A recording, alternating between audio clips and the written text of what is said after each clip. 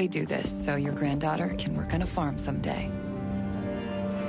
So the stands will still be packed in 50 years. That's why we come to work every day, obsess over every single detail. Because the story of racing is written one moment at a time. And the future of our industry deserves nothing less. Keeneland, every moment matters.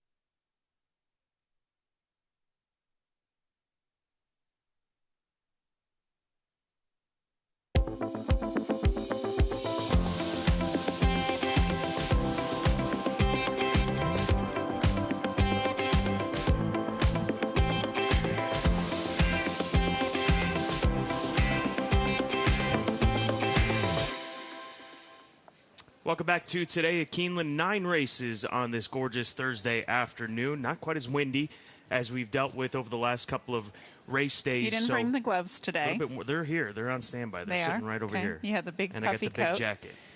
I took it off because I didn't want to be criticized for wearing a jacket. Who, me? I like your Girl Scout necklace, though. It's not Girl Scout, but it is a clover. I don't know. I've got 3 Girl Scouts. It's a Girl Scout necklace. Thank you. Today's a dual carryover day. Toyota Super High 5 in the nightcap, over $42,000 there. And then how about the Pick 6 carrying yet again, starting in race number 4 is where it begins today, over $88,000. How do you sum up this sequence, Gabby Gaudet? Tough. That's all I can. That's the one word that comes to mind. I was even looking at the Turf Pick 3 sequence. The turf races are really challenging. There might be 1 or 2 races within the Pick 6 sequence maybe you get good lean in and lean on a horse. But, yeah, I thought the last race today was really tricky, too. It's a good card. Yeah, we're going to get after it in a moment. Social media, give us a follow on X at Keeneland Racing, as well as on Facebook at Keeneland and Instagram. We've got some big things coming as far as the social media outlets in the coming weeks when it relates to not just racing here in the last few days, but the championship sale and then the November sale. Championship sale Wednesday of next week, leading into the Breeders' Cup Friday, Saturday. Then we come back here for the November sale. And if you want our full card selections, download the Keeneland Race Day app. That's on your tablet, your smartphone. Download the FanDuel TV Plus app, Roku, Amazon Fire TV, Apple TV. If you're going to be up bright and early, we're going to start our Breeders' Cup shows there tomorrow, and that goes through Thursday. We'll have coverage from Keeneland, from Churchill, from Santa Anita, and, of course, from Del Mar from Friday through next Thursday, I believe it is. Are you doing keep my days straight. Here? Yes. Who's doing Churchill? Caton? I believe so. Okay. Tune in. We got some stuff going on tomorrow. We got plenty of workers tomorrow. Yes, we do. Tomorrow and Saturday. Busy work day here at Keeneland. Let's go back to yesterday, recap the day. Race number 3, Tom Leach striking again with his long shot play of the day. Tomcat Tuesday for Steve Asmussen and Keith James. Tomcat Tuesday on a Wednesday. That's right. Congratulations to Tom Leach with his long shot pick of the day. And how about Steve? He has gained so much momentum and ground on Brendan Walsh. Now they are tied atop the trainer board there. Coco Connect won race number 5, pulling off a huge upset at 26-1 for John Ennis and Edgar Morales in the saddle. Look how big that 2-year-old filly is. She's one of the biggest 2-year-olds that I've seen in recent years, and she kept on going after breaking sharp. Beeline off of a long layoff. Hutchinson winner from last year, picking up a nice allowance win, the son of B Jersey for Riley Mott and Jaime Torres. Yeah, I know Riley always thought highly of this horse, so really nice to see him come back and take that salty allowance race. That was a tough race. Race number 7, Sister Troyen gets the victory for Brian Lynch. Mario Gutierrez goes off as the heavy favorite, but won like a good thing, Scott, really pulling clear from the rest of the field. Yeah, she was, about even money? Might have been the shortest price even winner money. on the entire afternoon and part of the Pick 6 sequence that carried into today. Irad still maintaining a strong advantage in the jockey standings. He's 5 in front of Luis Saez. Tyler Gaffleone has made up some ground and has now a dozen wins along with Jose Ortiz and Johnny Velasquez with 11. But Steve Asmussen with 2 wins yesterday, tied with Brendan Walsh coming into the final 3 days of racing. Yeah, the week and a half that Steve has had, even with Keith, it seems like every time I look up at the screen, Keith Asmussen is aboard another winner. They've had a really good meet, but I think specifically the past week and a half. So we'll see how it all shakes out. Steve has a couple of horses entered today, so too does Brendan. That's what it makes it so difficult, I think, to win a title at Keeneland is because it is a boutique meet. It's a short meet, and one day could make or break that your place in the standings. It's down to crunch time in these final 3 days. Let's go to WKYT for the weather. It is going to be another relatively chilly day out there, Keeneland. But here's the catch. I mean, you're going to be in the mid and upper 50s. That's typical for this time of year. So chilly, yes. Normal, yes. Let's look at the numbers. We're going to head through the day today and likely getting into the mid and upper 50s. And I think 60 might be a possibility for some of you as well out there too. But here's the thing. You're going to have plenty of sunshine around. Winds will pick up toward the end of today's racing. So not quite as blustery as it was for yesterday. So those winds pick up. But the conditions, well, they remain very dry for you. Good luck out there.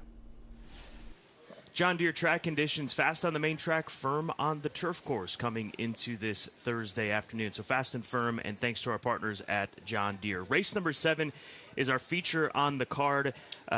Very similar condition to yesterday. Yesterday it was the fillies. Today's the colts. These are 2-year-olds. They're going to Mana 16th on the turf course. Gabby, non-winners of 2 lifetime allowance race. Full effort signed on as a morning line favorite at 5-2, trained by Brad Cox, who's having himself a very strong meet as well.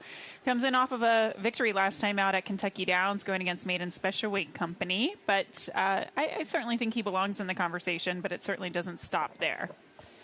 Could you hit the all button in this race? Absolutely. I mean, there are a couple that I might not be able to make a case for, but for the most part, it's pretty tough. I go to the 9-horse Expressway for Stone Farm.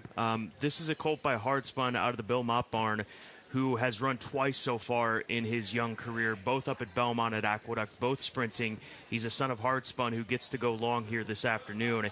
And we take you back to a maiden special weight event, his debut effort, where he pulls this one off by a neck, tracking just off the pace and getting the victory. He then stepped up into the Grade 3 Futurity Stakes just under a month later on October 3rd. In fact, during the opening weekend here at Keeneland, and was 4th that day. And he tracks off the pace, has tracked off the pace in both of his starts, stalking off the pace, and finished well enough to be only beaten 2 3/4 in Grade 3 company. Now gets to go long. I'll lean on that. Going long for the first time for Bill Mott, who wins at 20% when doing so. And Bill knows how to get these horses better incrementally, if you will. And I think Expressway is one of those with Saez in the saddle here today that you've got to respect. Easy win. That's Brendan Walsh. This is a runner that was seen in an allowance race at Churchill Downs, ran well enough after finding himself in a little bit of traffic in that race, ended up beating just 2 lengths, but he was a debut winner back at Ellis. He ran well at Kentucky Downs. He comes back, less than a month removed from his run at Churchill.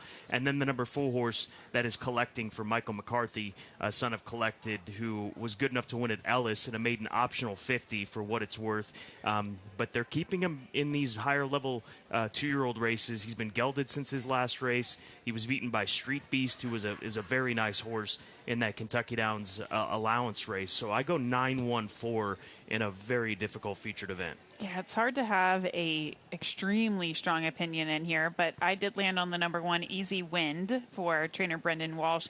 Blinkers going on this horse for the first time, hopefully to kind of get back on track. This horse did have some trouble in his last race. That was at Churchill Downs, but he was a debut winner, first time out at Ellis Park.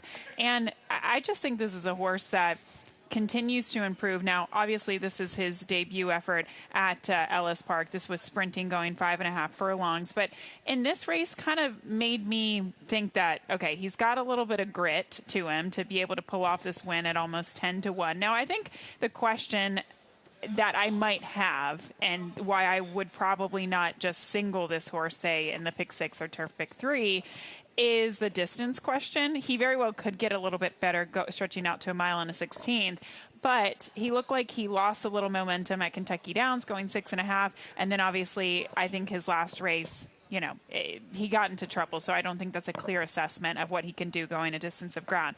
But he's by Munnings. He does have a candy ride influence on the bottom side, so that would be the only question mark for me. I do think he's good enough, though, to win this race. Expressway, I agree with you, all the points that you made. I think the 2 sprints stretching out to a route going to set him up very well. And then the 3 for Grand Motion comes in off of freshening. Last time we saw him was against Stakes Company at Woodbine. Did not really run very well, but he just kind of seems like a sneaky type to me. For Graham to ship him all the way out here to Keeneland in the salty allowance race, and then obviously attract the likes of Johnny B. So I did go to him to round out the tribe. But again, you could sell me on many horses in this field. Here's Tom Leach for more on the feature. Brad Cox has full effort going postward for the first time against winners in today's allowance feature. Source really improved 3rd time out in a race down at Kentucky Downs. So they ran really well last time at Kentucky Downs. Start before that at Ellis showed finish and galloped out well, and just seems to be doing well, holding his weight well, and look forward to getting started in his first level allowance. What have you seen in the workouts since the race at Kentucky? That's steady enough. He trained here in the spring. We moved him over to Churchill and then down to Ellis, and he's continued to grow physically throughout the year, and just moving well, and that's again ready to step up through first level allowance. Trainer Brendan Walsh has Easy Wind down along the inside, horse that broke his maiden first time out and has not been able to win in 2 subsequent starts, but Walsh is making an equipment change for today's race. It was a funny race, Tom. You know, he looked at the head of the straight like he was beaten, and he was a little spotty, so we're putting blinkers on him this time round. He wasn't far away in the end the last day, so hopefully if it improves him any bit at all, it should put him right there. What about going to the mile and 16th? Help it? I think so, yeah. I don't think it'll do him any harm at all. Hopefully the weather dries up, and I think we'll be fine. It should be fine. We should be able to stay on the grass. How's the training going? Good. Yeah, he's been working well. He's been working well and progressing, so he should have a good shot. Brad Cox, Brendan Walsh, 2 of the names battling at the top of that race to be the winner of the trainer's title. Steve Asmussen putting heat on those 2 as well as we head down to the wire of the fall meet at Keeland. All right, Tom, thank you so much. I thank you for pronouncing the Cox horse name. I would have said Fuller Fought. That's what I saw. That's what.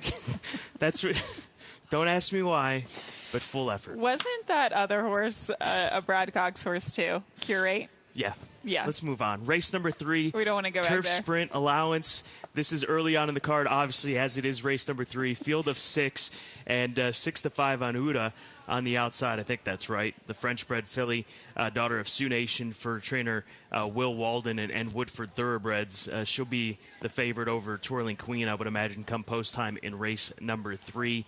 I can't get around this mare. I mean, you look at where she's come from and where she's at here in the United States. She was a Group 3 winner at Chantilly before arriving here in the U.S.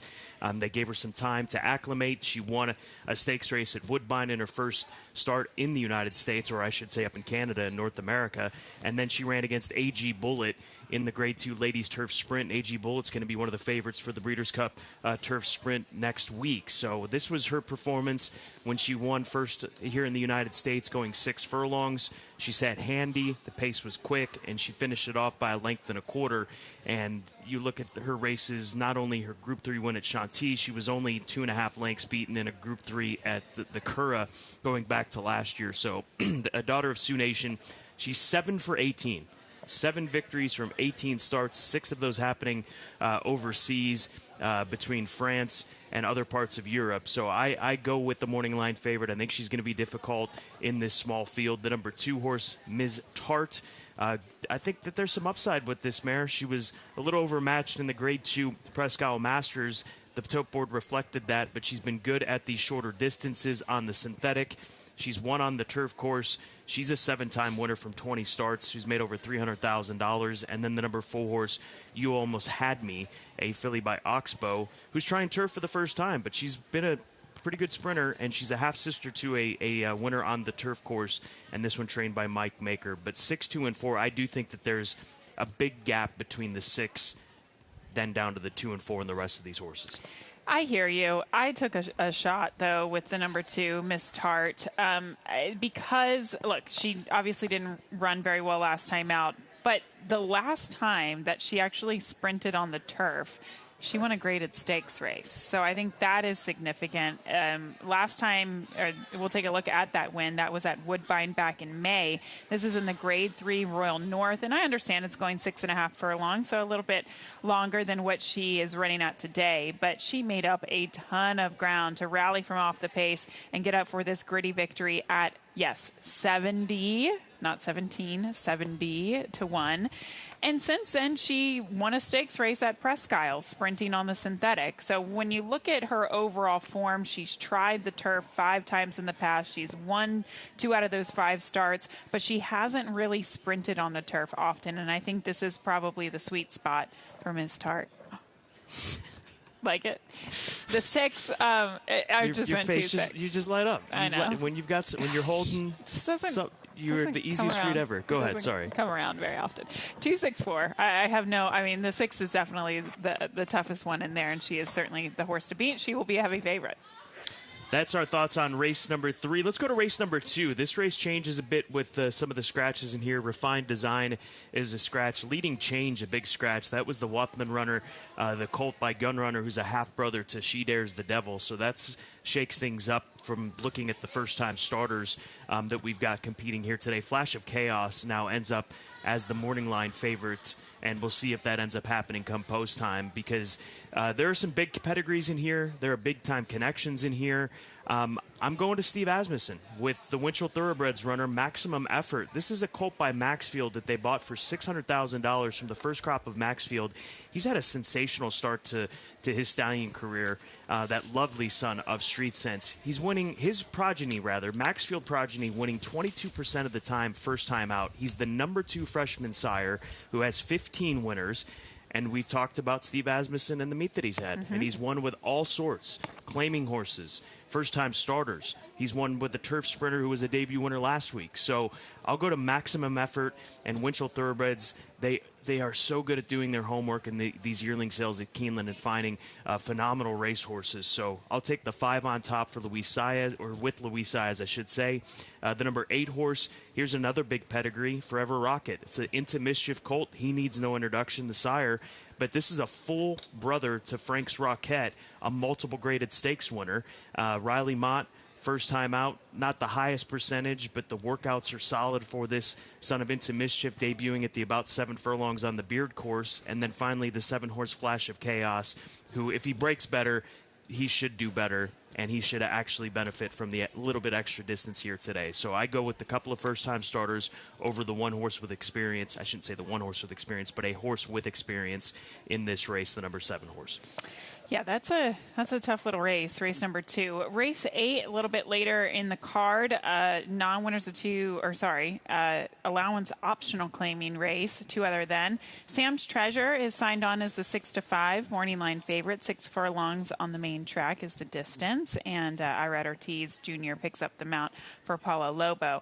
I respect that horse, but I thought the 3 Caress was probably a viable alternative here. Now, she obviously hasn't run since August, so she comes in off of a little bit of a fresh name, but I think she could have the tactical edge here. We'll take a look at one of her efforts over the course of the summer meet at Saratoga, and you can see her on the lead, kind of leading the pack this day. She was a little outclassed. This was her race 2 starts back. She was 20-1. She was also coming in off of a lengthy layoff. She backed that up with another a 4th place effort, but setting the pace early against 2 other than Allowance Company at Saratoga. So I think the quality is there. I also think that she could be the controlling speed in here. And not to say that she hasn't been the controlling speed in the last couple of starts, but I think she has 1 horse to beat in here versus, you know, most of the field. If you're 20-1, you're obviously a long shot in that field. But I think in here she really has 1 other horse to beat, and it's Sam's Treasure. And Sam's Treasure, I don't think has as much early speed as she does. So I'll go 3-4, and then I thought it was kind of a steep drop there to the number 2, Tanya Showers. I feel like this is maybe a race to get her back on track. She hasn't raced since March, so she's going to have to really deliver a big effort off of that layoff. That's a look at key races. Let's go to the Clocker report. It's got some video to roll for you on these the Clocker horses as well. The number 9 horse in race number 5, Amber Glen, worked out of the gate in 47-1 on the 3rd of October, working in company with Ramajay for trainer Brad Cox. Irad in the saddle here today. So with these gate workouts, Gabby, as we know, most of the focus would be on the early stages of the work rather than the latter stage, but this is a pretty solid workout here. Yeah, and that was definitely a horse that I was looking at when I was kind of handicapping the Turf Pick 3 sequence. That was a difficult race as well, so do take note of Amber Glen, the number 9 there. In race number 5, A Million Dreams inside of Mr. Hooligan. That was the workmate there on this day, on the 16th of October, going 4 furlongs and 48-2. And Mr. Hooligan, A Million Dreams, a stakes place son of By My Standards, on the Clock report here today and competing later on this afternoon, part of the Pick 6 sequence here this afternoon. Sales Grad Spotlight, race number 9. This is our nightcap, the Toyota Super High 5 race with the $42,000 carryover. We go back to 2023 to the September sale, and Lady Iva is her name now. She was hip $12.98, $325,000 purchase by Uncle Mo out of the mare Iva, who's a daughter of Scat Daddy, bred by Bon Chance Farm, owned by Claremont Racing and Hidden Brook Farm. So hip number $12.98 and offered in the November sale as hip number 461. Looking forward to that, yep. So potential update incoming on the already Keeneland sale grad Lady Iva. Multi-race exotics. I wasn't brave enough to tackle the pick six. It would have been way too much money to be thrown up on a graphic here. So I'm going to the late pick 4, Gabby. Race number 6 is where it begins. I toyed with the idea of hitting the all button, but I narrowed it down to the horses that I think have the biggest chance in race number 6. In a maiden 50. It's a tough maiden 50 to start things off. 2, 3, 4, 5, 6, and 7. The 2 is the biggest idea there, just based on Joe Sharp first off the claim with Wizard of Yester. But I don't think that by any means he's a cinch, or any of these horses are, and there's a lot of them taking a drop in class. To your point, Scott, you have Todd Pletcher, Chad Brown, right. Brad Cox. Like, it's not your typical maiden $50,000 race. So that's why I'll go 6 deep in leg number 1. Race number 7, 5 deep with the 1, 4, 6, 7, and 9. We talked about that race, and Expressway being the top opinion there, but I wanted more coverage. I don't think that there's a standout by any means in race number 7. Race number 8, we'll start to narrow it down. I do think Tanya Showers has a shot based on the horses that she's been running against, and I know it's been a while, but she's run against Taxed, who's a Black-Eyed Susan winner, Lady Moscato in the Bugler Overnight Stakes, and then Hall and Ice, one of the best Arkansas breds we've seen as of late, or in history for that matter. He's going to be running in the Breeders' Cup Filly and Mare Sprint next week. And then in race number 9, I'll single Ante for Michael McCarthy. I think they get aggressive with this filly, just turn her loose out on the front end, and she keeps on going on the firm ground today. I did not use the 2. You didn't. I didn't. Sorry. Well, race number 5, and this is a $60 ticket, so and a $3 minimum. So maybe you could add if you wanted to. But race number 5, 2, 8, 9, 10, and the 13. I think it's important to notice that the 13, Lilo Lil, does draw into the race. Second-time starter for Michael McCarthy. It kind of felt like she was just getting going in that debut, going 6.5 furlongs. Now she stretches out to the mile, and she was also very wide in that event. So I think that she is definitely a must-use in the first leg of the Turf Pick 3. Race number 7, a mile and a 16th on the turf. We mentioned this is the featured event. The 1 Easy Wind going to be the top play, and also the number 9 Expressway. I think those 2 sprints to a route. Hard spun, stroll on the bottom side. Definitely bred to handle this distance on the grass. And then that takes us to the 9th and final race. And I'm only using the 8 and the 10. The Palace Girl off of a long layoff for Will Wadden. And then the 10, Lady Iva. I was flirting with maybe even singling Lady Iva because I thought that she had significant trouble last time out. She had a little bit of trouble first time out, overcame that to almost win. I think she is a really nice filly. She just has to get a little bit of racing luck. $60 ticket from Gabby on the $3 Keeneland Turf Pick 3, starting in race number 5. Let's get to our best angles. I go back to Ante. Sorry, 5 to 1 on the morning line. Auntie? Auntie. Auntie. Auntie. It's Auntie? I don't know. Tomato, tomato. It is. Tomato, tomato. Yeah. Caramel, caramel. Race. I think it's caramel. That's definitely I think that they just need to let this filly get to the front and do her thing. Because if you look at the course of her career, when she's made the lead, that's when she's been at her best. In 2 of her last 3, that's been the tactics. Not necessarily has to be on the lead, but be forward. She's got a good inside draw here today. She was drawn wide in this race at Kentucky Downs, still was forward. She was drawn wide at Del Mar. She got in all kinds of trouble leaving the start. She was just started to get rank because she was back behind horses. She does not want to do that whatsoever. So, did you say auntie? How do you say this word? Crayon? Crayon? Like that? Crayon? I say crayon. Crayon? We're going down a rabbit hole. Let's get back on track 20 to here. win on this one. Okay. The 2 for the Eclipse Thoroughbred Partners, Gary Barber and Bridlewood Farm. Just let her do her thing. Let her fly. Let her fly. Okay, I'm going to take us to race number 4. And if I can scroll up and my iPad cooperates, I went to the number 5 Ascari here as the top selection for Chris Davis. Okay, so this horse got to the dirt for the first time, last time out. We'll take a look at that effort. This was at Churchill Downs. This was also going a mile and an eighth. It was against a good starter allowance company. It was a field of 8 that day. I thought this horse ran huge. It was also probably a touch too far for him. I think a mile and an eighth, you could see, kind of made his move, and then he got tired in the late stages of this race, ultimately losing to a horse by the name of Racing Driver. So a couple of things. He clearly can handle himself on the dirt. I like to cut back from a mile and an eighth to a mile and a 16th. From a class standpoint, this seems like the right spot for him. And on top of that, jockey-trainer combo at Keeneland, Chris Davis, Luis Saez, 47%. Is that insane?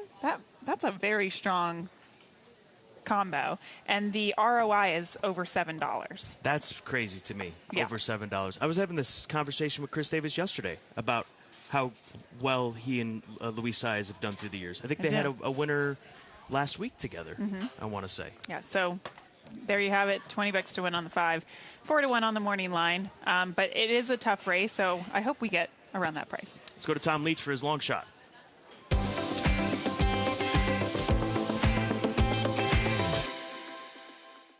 Long shot play on today's card comes in race 2. It's Batia, the 9. One of the key angles here is the trainer, Chris Davis, has a winning percentage north of 20% with maidens, also 20% plus with first-time starters. I think this horse might get a little overlooked in this spot. I like the training pattern coming up to this first race.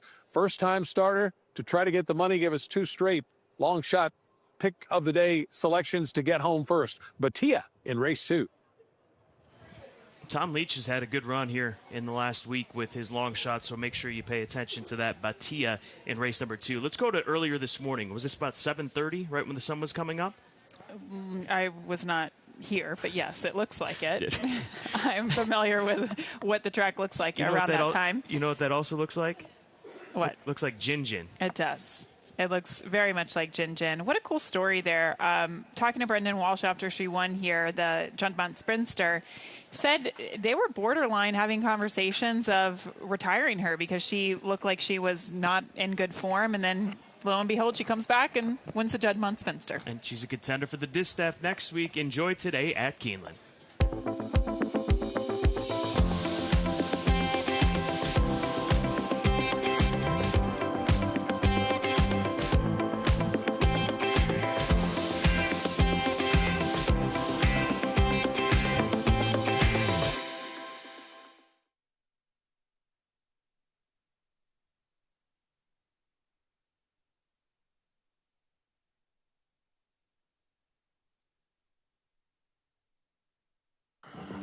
We do this so your granddaughter can work on a farm someday. So the stands will still be packed in 50 years. That's why we come to work every day, obsess over every single detail. Because the story of racing is written one moment at a time. And the future of our industry deserves nothing less. Keeneland. Every moment matters. Keeneland November is where futures take root and legacies pass from one hand to the next. In the ring, excitement builds. A glance, a nod, a bid. History changes in an instant, and the impact lasts a lifetime. The market is here. The global stage is here. Your moment is here. Keeneland November. There's a reason why Toyota is America's best-selling retail brand. It's the quality, dependability, and reliability that you expect from Toyota. And that starts right here in the USA, where Toyota has invested over $49 billion into 11 different manufacturing plants, including the newest one, a battery plant for its electrified vehicles. There are now 13 different Toyotas built in the USA, with more on the way. America drives Toyota. Let's go places. Dear racing fans, we've been waiting for you. We've been working, prepping, training, putting together thrilling races, high stakes, favorite traditions, and fresh experiences. From right on the rail to the top of the hill. Whether it's your first meet or your 50th, we can't wait to welcome you back this fall. Love, Keeneland.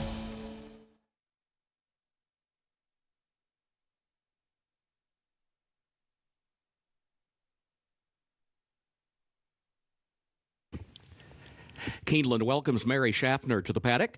Mary, a member of the Louisville classic rock band Frequency, has been performing the national anthem on a regular basis for almost 17 years, including performances for the Kentucky Derby, the Lexington Legends, and the Cincinnati Reds. Ladies and gentlemen, please rise as you are able for our national anthem. Oh, say, can you see by the dawn's early light what so proudly we hailed at the twilight's last gleaming, whose broad stripes and bright stars through the perilous fight,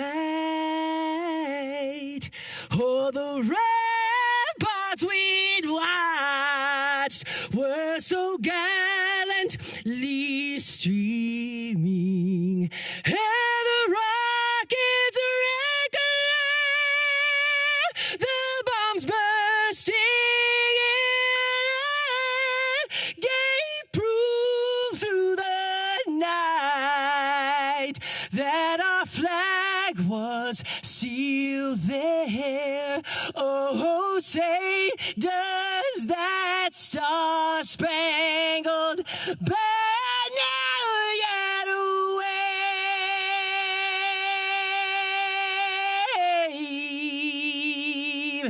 Oh, the land of the free and the home of the brave.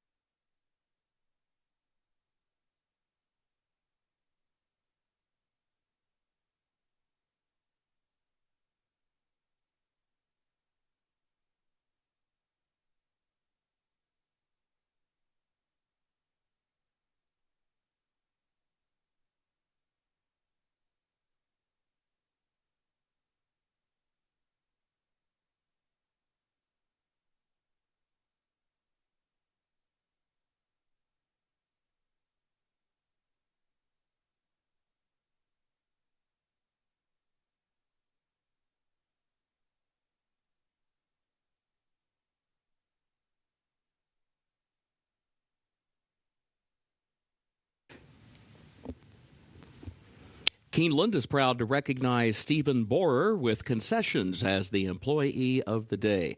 Stephen, congratulations.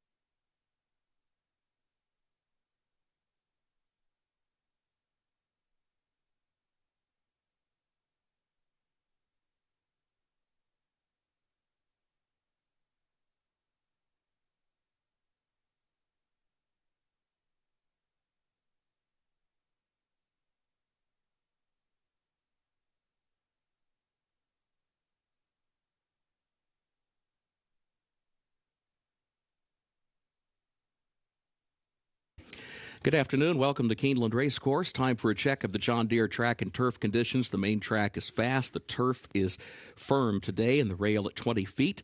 Time now to take a look at the program changes. First race is where the first of the day's rolling doubles and pick threes and also the early pick five will get underway. No carryover for that early pick five. In the opener, scratch the 2 farm team. Also scratch number 3 Strummin and scratch the 8 Putting Eagle. That's the first race. Scratch the 2 farm team, scratch the 3 Strummin, and scratch the 8 Putting Eagle. Second race starts the early pick 4.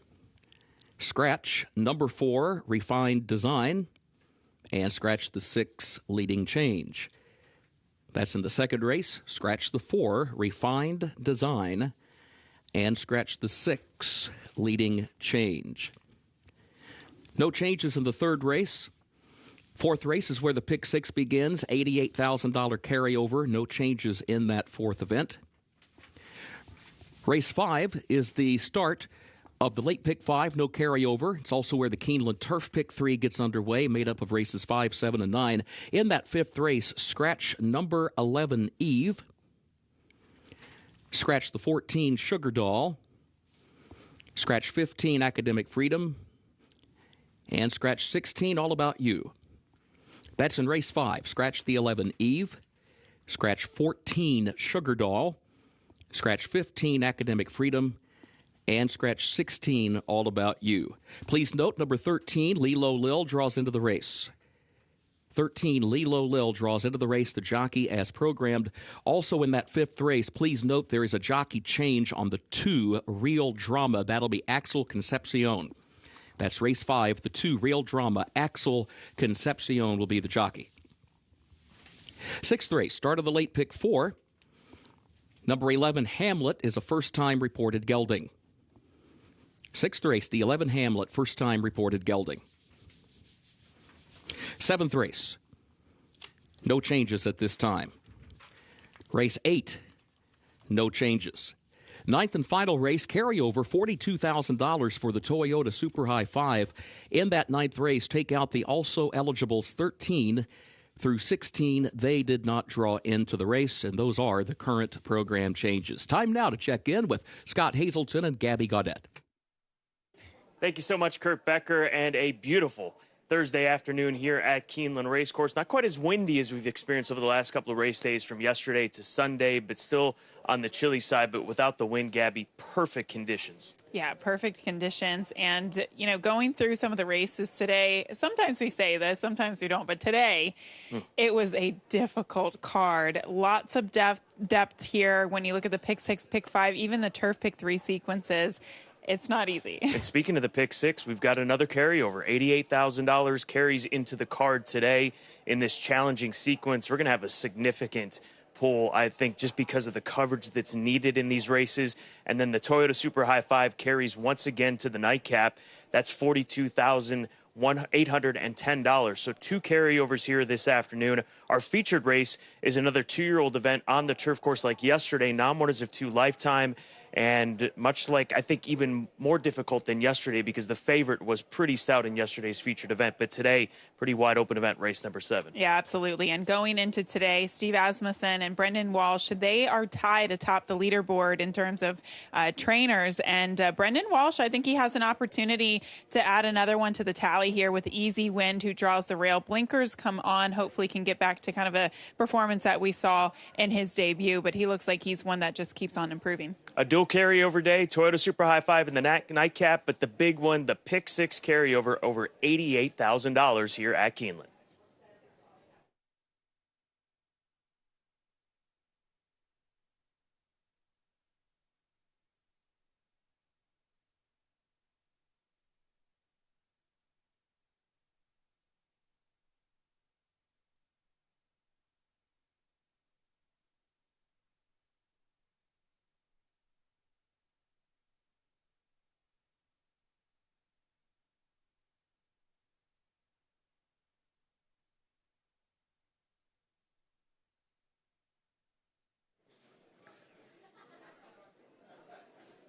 Going long on this opener on the Thursday card, it's at 1 mile and an eighth for 3-year-olds and up, which have never won 2 races. And the one horse in here is coming off a huge effort. Now, it's a big step up in class here from winning in maiden claiming company at Belterra Park to coming to this level at Keeland, but no takebacks. First outing, and this was on October the 7th, first outing since March. And the horse was running in maiden special weight company down at the fairgrounds back in March, and then was off until October and won by 8 and went wire to wire to do it. And after a couple of other of the scratches in here, it made this one even more appealing to start this early pick 5. We scratched down from a original field of 9 that was entered. And so no takebacks, very lightly raced, just the 3rd lifetime start in here, giving away a lot of experience to some of the competition, but coming off a fantastic effort if he can handle the jump in class. The 4 is Shortstop, and Shortstop won at this 1 mile and an eighth trip here at Keeneland back in April. It's the first time that he went long and was very impressive. Broke on top, sat just off the leader, and then went on to win by a length. And then since then hasn't been able to parlay that into a lot of success, but is coming off an encouraging effort in which the horse showed some speed, stretching back out. Hadn't run around 2 turns since the 4th of July. A couple of 1 or 1.5 turn races down at Ellis Park, where he ran decently. 3rd at 1 mile, 4th at 6 furlongs. But then when stretched back out, ran 5th, but that was against Better at Churchill, going long, and showed good speed in there. So if that speed is there again at this spot, and there's every reason to think that it would be, this horse has certainly got a good shot to be right there at the finish. The 7, which is the morning line favorite at 2-1, Sprint Out Pass, has not competed at 1 mile and an eighth. So that is the question mark for this one, off since the 3rd weekend of September, when he ran 3rd after setting the early pace over at Churchill Downs. That was at a slightly lower class level. 1 for 13 lifetime, no starts at the distance. So that's why I put this one down in the 3rd slot on my selections, because I did want to take 7-5 or something close to that with those conditions in play. Horse has a couple of nice works here at Keeneland, however, for trainer Roberto Tino Diodoro. So we'll see if Sprint Out Pass can handle the 9 furlongs of this opener in a field of 6 after 3 scratches. Start of the early pick 5 here at Keeneland.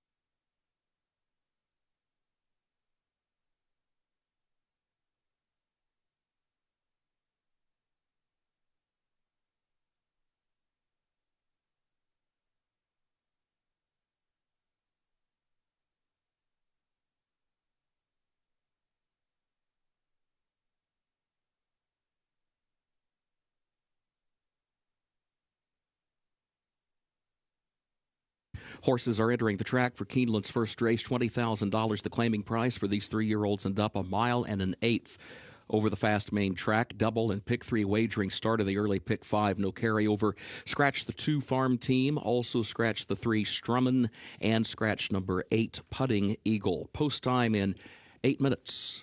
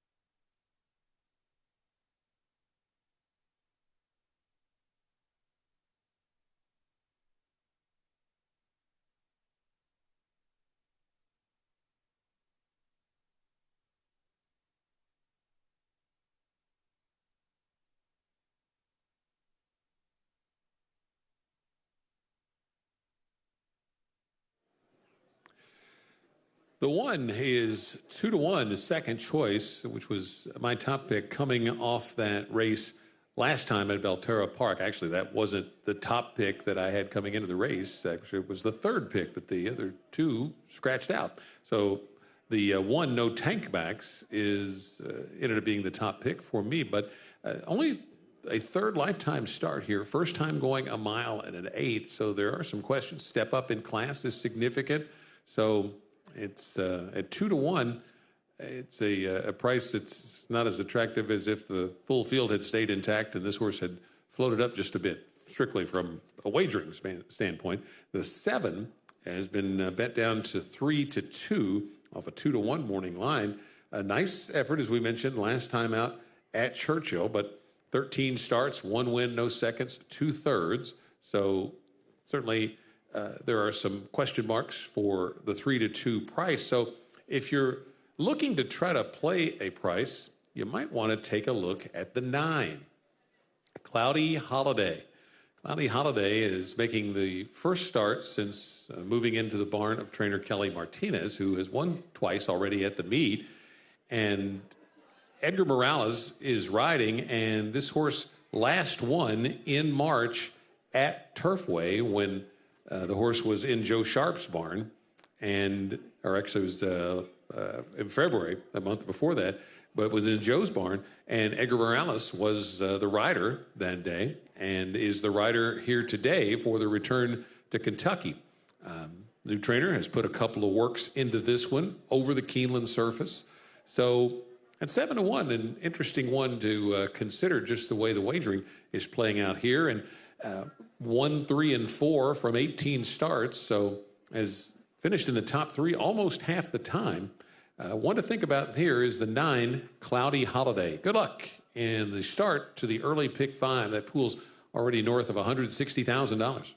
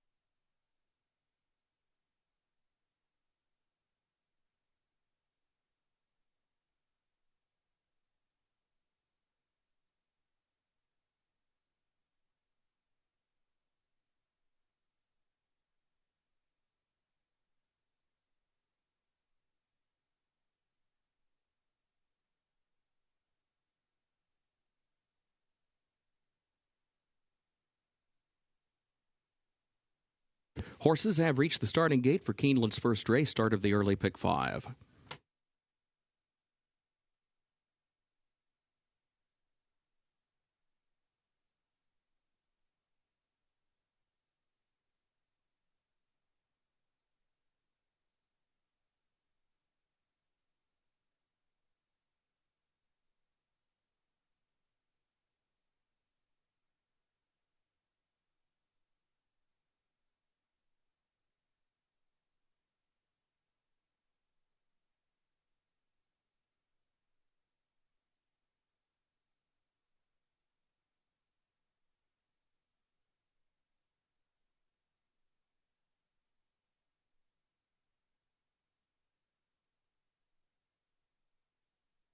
Moving into line, first race.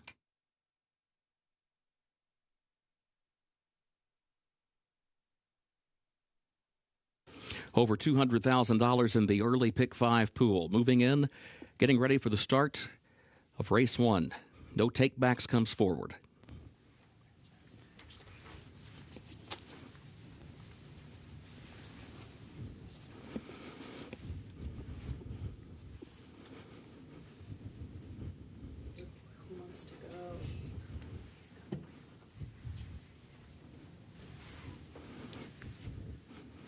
Here's shortstop,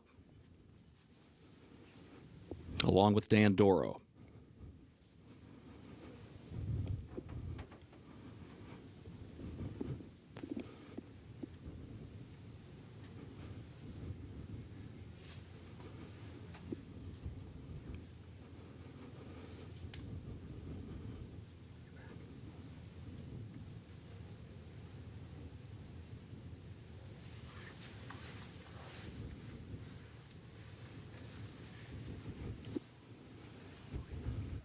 Shortstop walks up. Dan Doro comes forward. 3 more to load.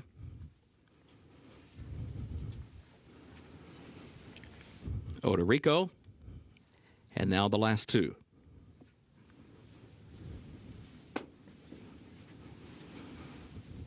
Race 1, start of the early pick 5. Just about set. Sprint out pass. Cloudy Holiday, the last one, walking up. Goes in, they're at the post. And they're off. There goes Odorico out for the early lead. No takebacks is there to the inside. Sprint out pass comes away running in 3rd position as they head for the first turn. Odorico moves up and has the lead. Gets clear of the inside traffic and leads it by a length and a half. Slides down closer to the rail there. Awkward move, though, for no takebacks around that first turn. Had to check, lost a length and a half or so, and now finds himself in 3rd around the turn. Sprint out pass managed to move by in the process as they head onto the backstretch. And then further back, Cloudy Holiday outward from the rail around the turn in 4th. A gap of just over 2 more lengths. Back to Dan Doro next to last and shortstop, who trails 24.38 seconds the time for the opening quarter. Sprint out pass tries to draw alongside of Odorico. Odorico leads it against the rail by a half length. Sprint out pass is second by 2. Cloudy Holiday third by a neck just to the outside of no takebacks in 4th, and a gap of 3 more lengths. Back to the 2 trailers. Dan Doro to the inside and shortstop. 48.53 seconds. That was the time for the first half mile. Odorico and sprint out pass still 1-2, still separated a half length as they go to the far turn. Another 2 lengths then to Cloudy Holiday, who tries to pick up the leader, starts inching forward from 3rd, has to go to the far outside around the far turn. Then no takebacks is in 4th. Sprint out pass right alongside of Odorico now as they round the far turn. Cloudy Holiday is seeking to join them far outside, a length off the front pair. Then a gap of 8 more lengths back to Dan Doro. Circles up to the outside 4th. A lot of running to do from there. They're moving by the quarter pole, 3 across for the lead. They turn for home. Sprint out pass puts ahead in front. Odorico to the inside, fights on. Cloudy Holiday joins them to the far outside. These 3 lined up across the track, moving into the final furlong. Sprint out pass, narrow lead. Cloudy Holiday there to the outside. Odorico is now 3rd down toward the inside. Sprint out pass leads it by a half length. Cloudy Holiday takes another run, 16th to go. It is still sprint out pass, chased by Cloudy Holiday. Sprint out pass in front. Cloudy Holiday alongside, but second. Here's the wire. Sprint out pass to win it by a half length over Cloudy Holiday, who was home second. Odorico was across the wire in 3rd. Dan Doro was 4th.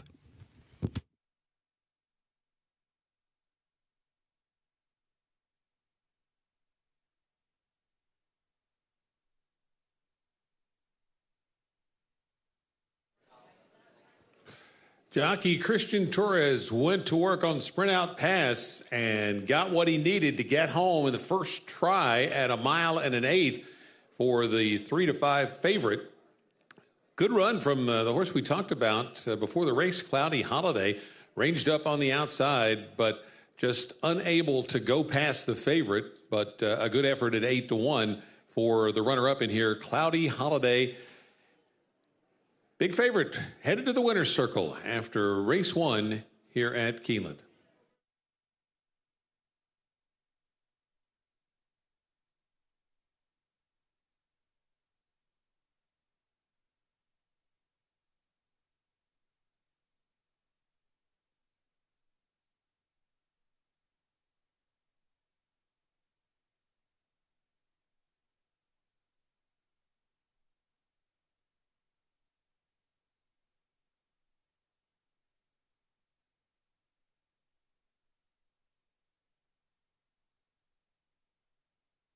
Unofficial results of Keeneland's first race: the 7 Sprint Out Pass first, 9 Cloudy Holiday was second, the 6 Odorico third, and the 5 Dandoro fourth. 7-9-6-5 unofficial.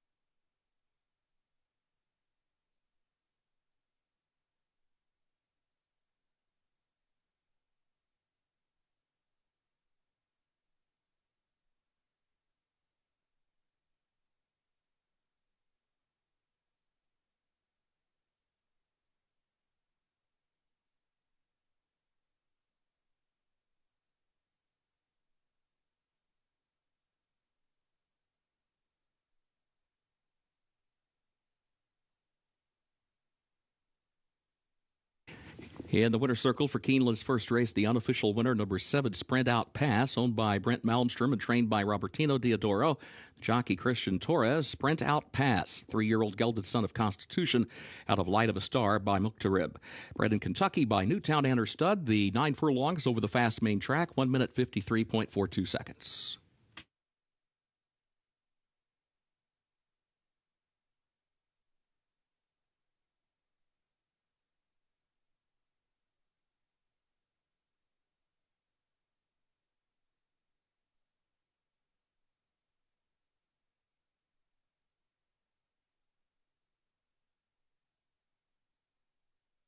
Results of the first race official, 7-9-6-5, the official results.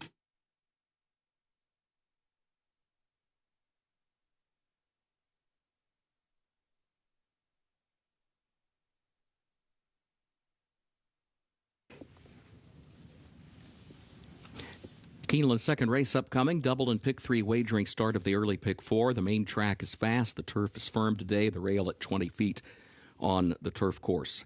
In this second race, scratch the 4, Refined Design. Also scratch number 6, Leading Change.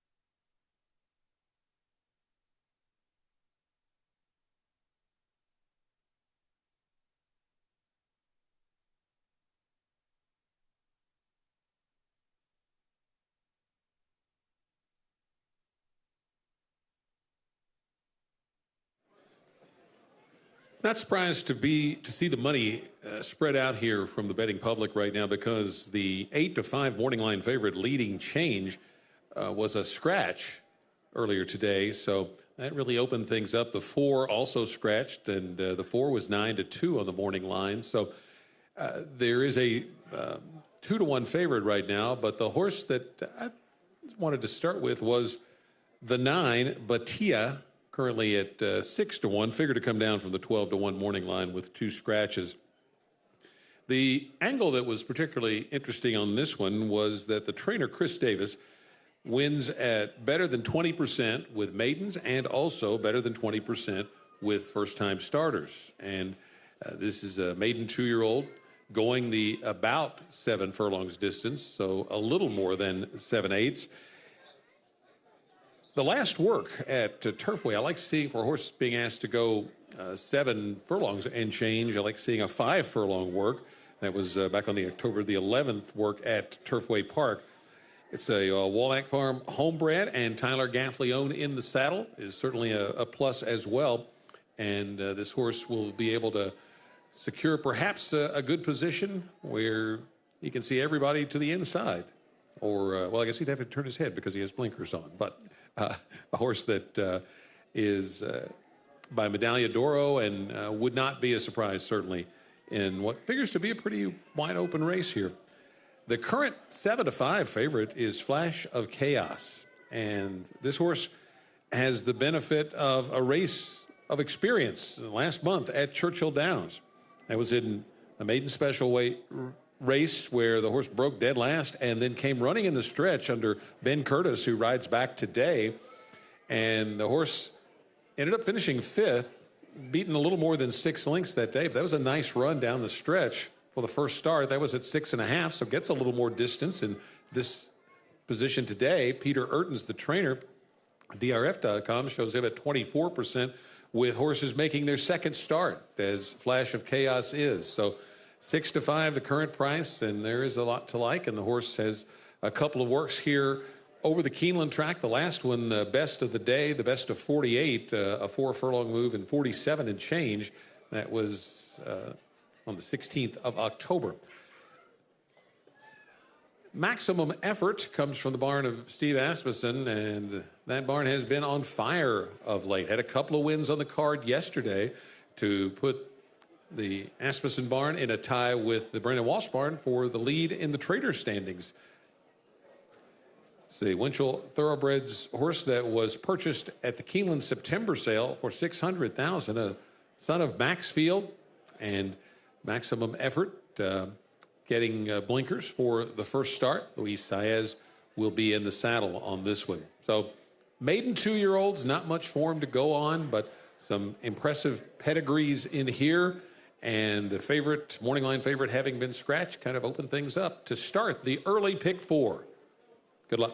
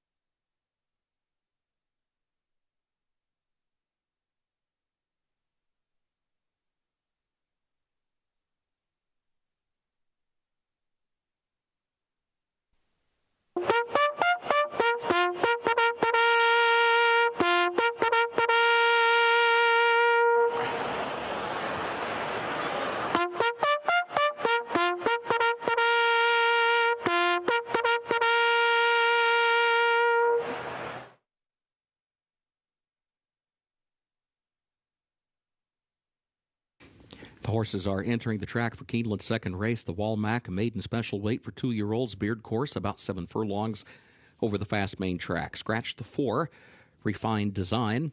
Also scratch the 6, leading change. Double and pick 3 wagering at start of the early pick 4. Post time at 7 minutes.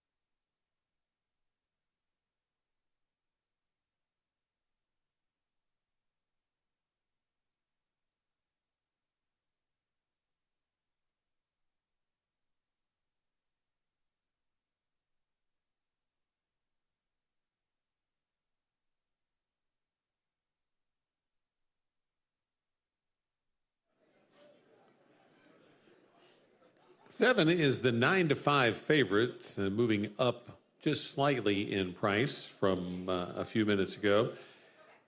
Looks really good out on the track, and the benefit of experience, I think, is a big plus in a field of horses that have several going out for the first time. It's a flash of chaos with that strong stretch run. Broke a step slow that day as well, so there's a little bit of an excuse there to think this one could run better with that experience. And as we mentioned earlier, getting the added distance is a plus. My long shot pick of the day on the Thursday card was the 9, Batia in here, mainly off the stats for the trainer, Chris Davis, with young horses and maiden starters, first-time starters. The horse's dam has produced 2 winners from 2 foals to race, so that is certainly encouraging for Batia, and getting blinkers for the first start from trainer Chris Davis, and looks good out on the track. One other one that we want to talk about is the 8, Forever Rocket, and this horse is a full brother to Frank's Rocket, a Grade 2 winner, and Frank's Rocket was able to win on debut. Riley Mott, the trainer for this son of Into Mischief. So great pedigree here for success for Forever Rocket. And so taking some money off a 15-1 morning line with the scratch of the morning line favorite. This horse figured to come down in price, but is sitting there at 9-2 right now as we come up to post time, about 4 minutes away for the second race, which does start the early pick 4. Good luck.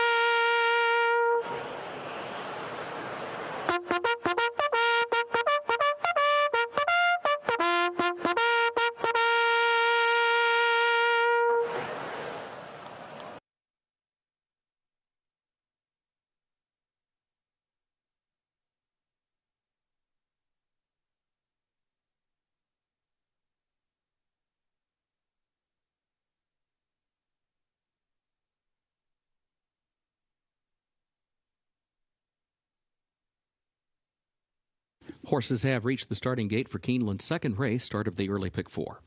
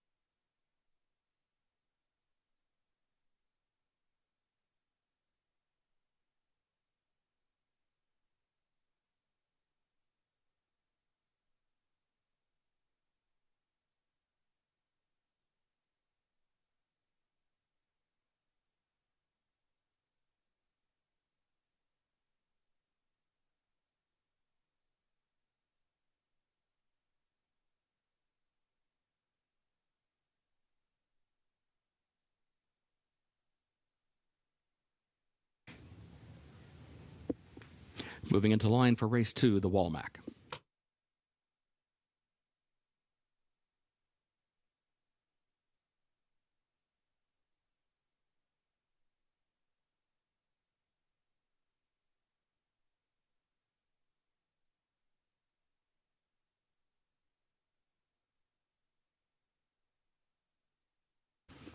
Here's Time for Music. Like Water comes forward.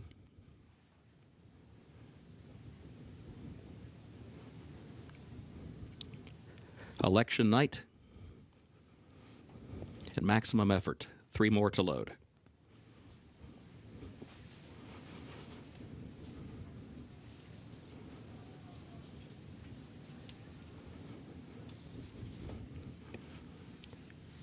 Flash of Chaos walks up. Forever Rocket. Batia, the last one.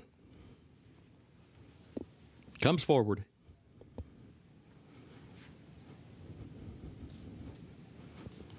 Goes in, they're at the post. They're off. There was Maximum Effort and Like Water. Batia from the far outside. Like Water comes forward for the early lead. Maximum Effort will go second. Forever Rocket moves up into third. Batia settles back far outside in fourth. Time for Music moves up 2 spots from fifth down toward the inside, up within 3 lengths of the lead as they head up the back stretch. Flash of Chaos is there between horses, about 5 from the front, then a gap of 6 to 7 more lengths back to the trailer. Election Night, who is last for the move up the back stretch. Like Water, the leader, leads it by 2.5 lengths as they go to the far turn. Maximum Effort second by a length, and then Time for Music in third by nearly 3. Forever Rocket just outside. A Flash of Chaos, who's 7 from the front. Batia to the outside of that one. Still a long way back to Election Night. 22.34 seconds was the time for the opening quarter. Onto the far turn, Like Water, chased by Maximum Effort, 2 lengths, now a length and a half between them. Maximum Effort starts to cut into the margin as they move toward the quarter pole, then a gap of 3 back to Time for Music, who's third, and then a margin of 7 more back to Forever Rocket, who's a distant fourth at this point. A quarter mile to go. It is Like Water leading Maximum Effort just off the leader's flank now. Here comes Maximum Effort moving up to the outside, draws alongside of Like Water. Time for Music seeks to join them, has to go to the far outside. Maximum Effort takes the lead by a neck. Like Water is there to the inside, but second. Time for Music comes on with clear running from the outside from third to second. Now Time for Music takes aim at Maximum Effort past the 16th pole. Time for Music runs to the front. Time for Music by a neck. It is Time for Music and Keith James Asmussen by a neck on the wire. Maximum Effort was home second, and then Like Water in third, followed by Flash of Chaos fourth.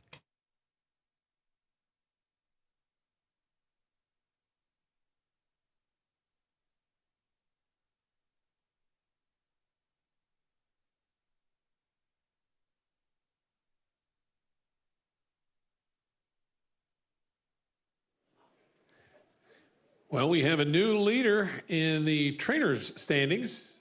Steve Asmussen picking up his first win of the day and his third in the last 2 days, and actually ran 1-2 in here. And maybe the experience edge was a big plus for Time for Music. This is the third start for this son of Not This Time, and strong finish here from the jockey, Keith James Asmussen, to get this one up in the final strides to beat the stablemate who was making his first start. Time for Music comes out of a race won by Spun DMC last month at Churchill Downs, and that's a well-regarded winner that is going to run here on Saturday at Keeneland. So Time for Music breaking the maiden in start 3 for the red-hot Asmussen barn.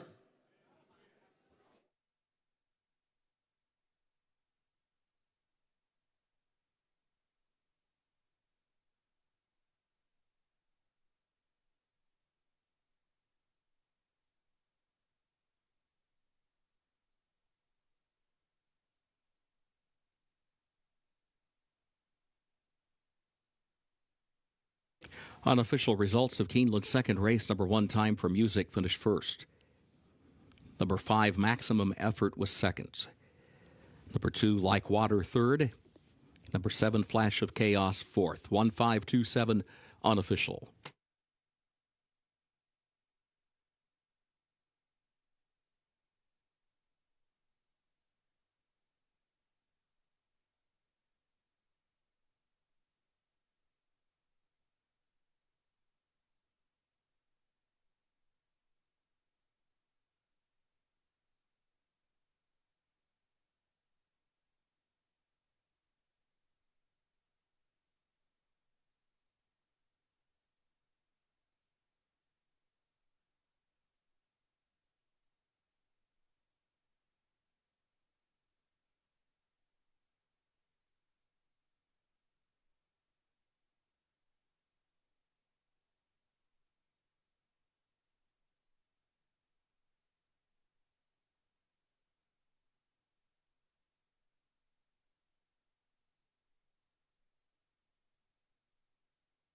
In the winner's circle for Keeneland's second race, the Walmack, the unofficial winner, number 1, Time for Music, all by Mike McCarty, trained by Steve Asmussen, Keith James Asmussen, the jockey.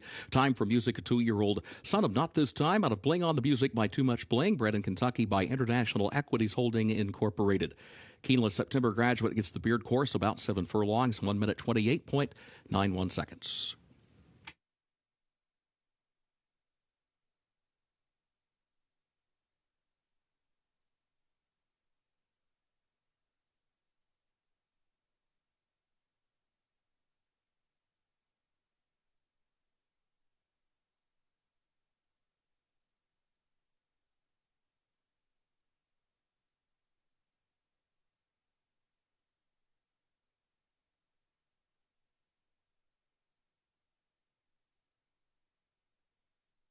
Second race results official, 1527, the official results.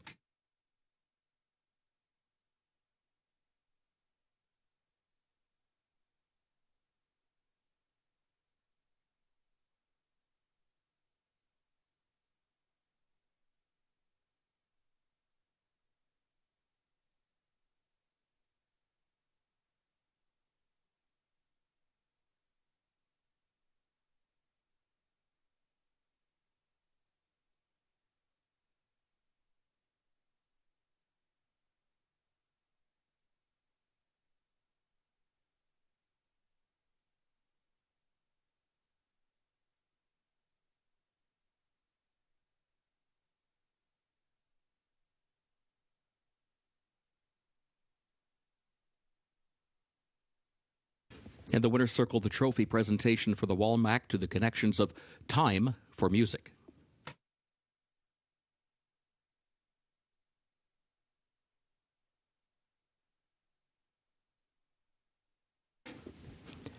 Keeneland's third race upcoming, including double and pick 3 wagering. The turf is listed firm and the rail at 20 feet today. No changes in race 3.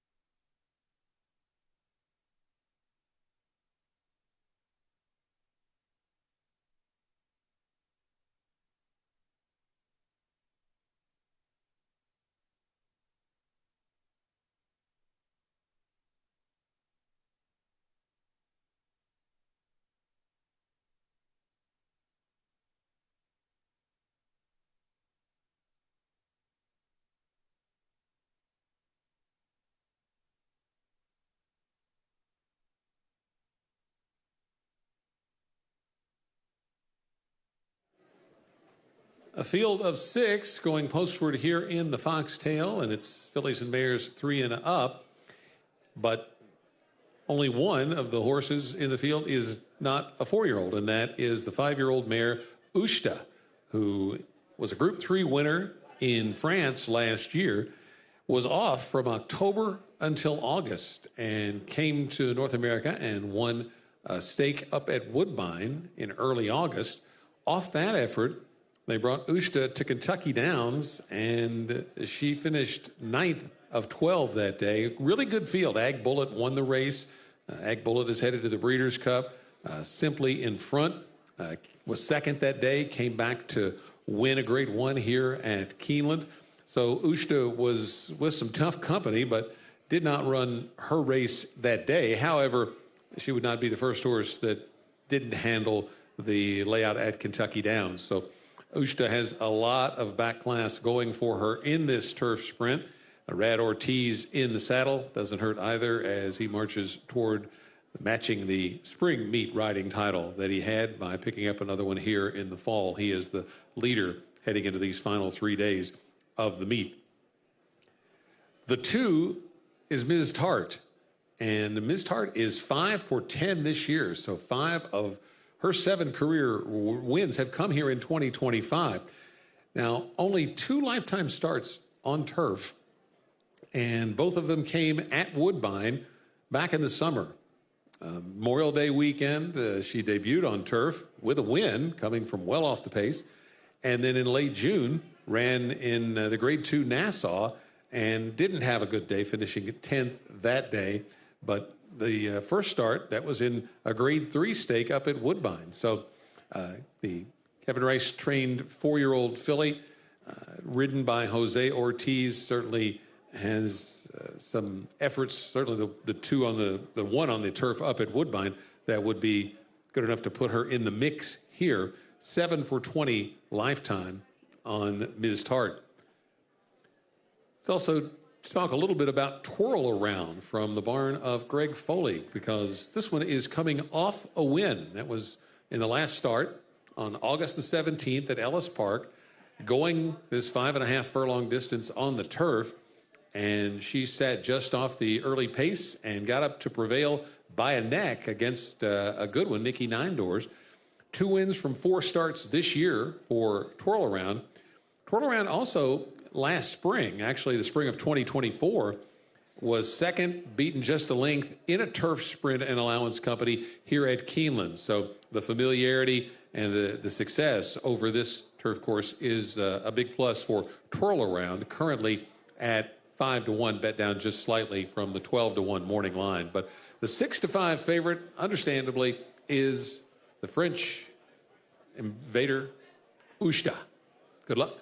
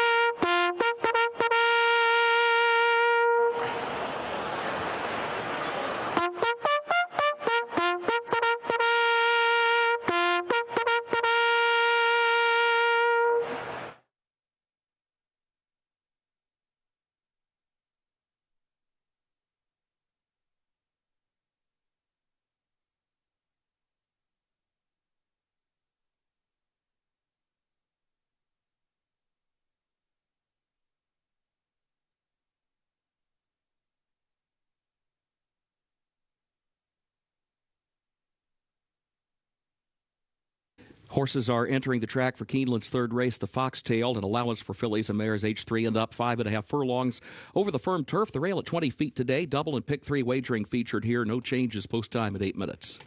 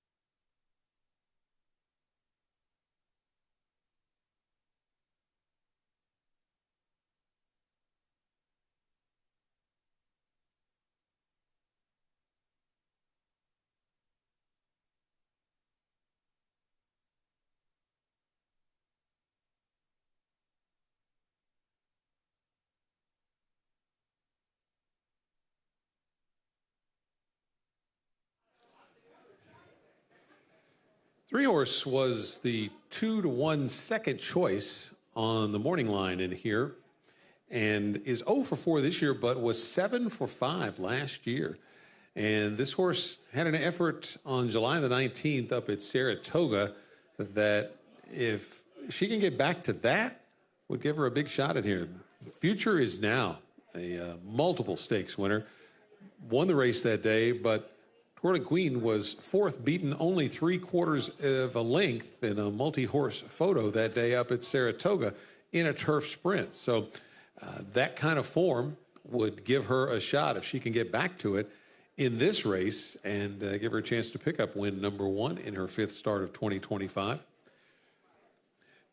We always say that form over this Keeneland turf course helps, and Crown Imperial has that from back in the spring. Crown Imperial was a winner, nearly going wire to wire, was second at the first call, but just a head behind. And Johnny V is in the saddle on this one for trainer John Ortiz. Horse has not been able to find her way back to the winner's circle since that victory here at Keeneland in April, but 3 of those races have been in stakes company. So it's a matter of finding her way back to that form, and maybe the return to the Keeneland turf course will do the trick for Crown Imperial. The 6 Ushta is going to be featured in the November breeding stock sale here at Keeneland. She will be hip number 162 in that sale and looking just fine on the track, looking like she's certainly ready to bounce back from that subpar run at Kentucky Downs at the start of their meet in late August. Ushta was very much on her toes in the paddock, looked very professional as they were saddling her, and looking very professional out there on the track now. So it'll take some beating, one would think, for Ushta, and that's what the public thinks. At 4-5, she is the heavy favorite in here. Good luck.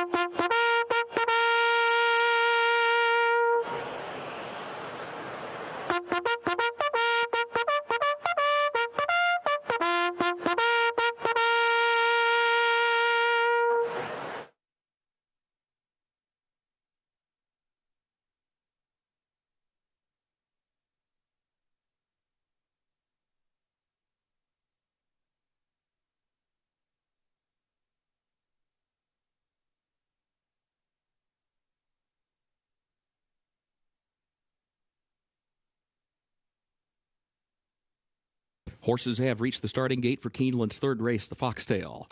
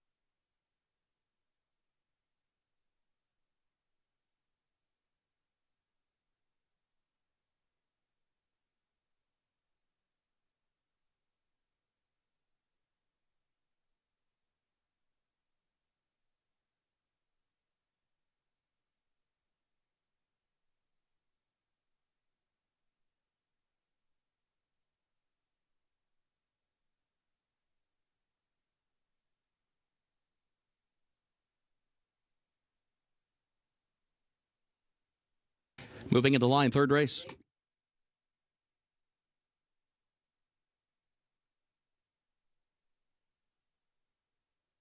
Crown Imperial comes forward.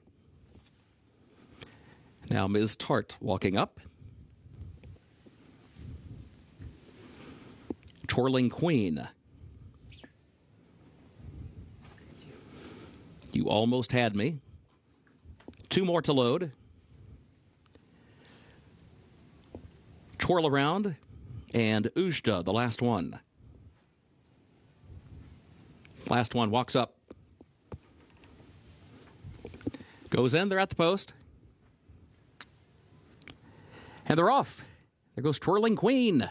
Twirling Queen, right out for the early lead. You Almost Had Me comes away running in second. Twirl Around is third up on the outside. Ujda, fourth on the far outside as they head up the back stretch. Crown Imperial is tucked away down toward the rail, just over 2 lengths off the lead, but near the back here early on of this small pack as they move on to the far turn. Ms. Tart is the trailer. Twirling Queen is the leader. Twirling Queen leads it by 3/4 of a length. You Almost Had Me goes second by just over 2. Twirl Around third outward from the rail. Crown Imperial comes next. Ujda is next to last. It was 22.08. The time for the opening quarter, and Ms. Tart is the trailer. They turn for home. Twirling Queen, a short lead. You Almost Had Me comes at her from the outside. Less than a length separates the top 2, gap of 5. Back to Twirl Around in third. Ujda is toward the grandstand side. She's in fourth. She's taking third. She's sixth from the front, though. Final furlong. Ujda needs to get going. Twirling Queen to the inside is still contesting the lead with You Almost Had Me, and Ujda is still 3.5 lengths away in third. You Almost Had Me challenging Twirling Queen.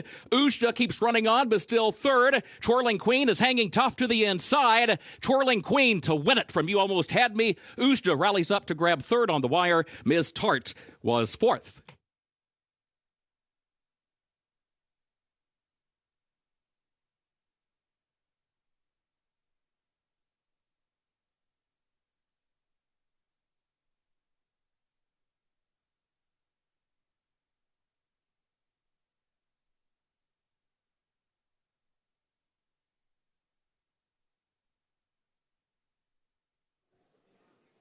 Nicely done there by jockey Luis Saez. He took the fight right to them, grabbing the lead at the start. And that's the way the Twirling Queen did it in that race we talked about up at Saratoga back in July.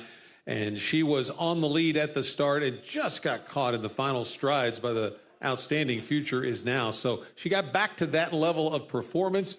Ujda was just a little late getting going.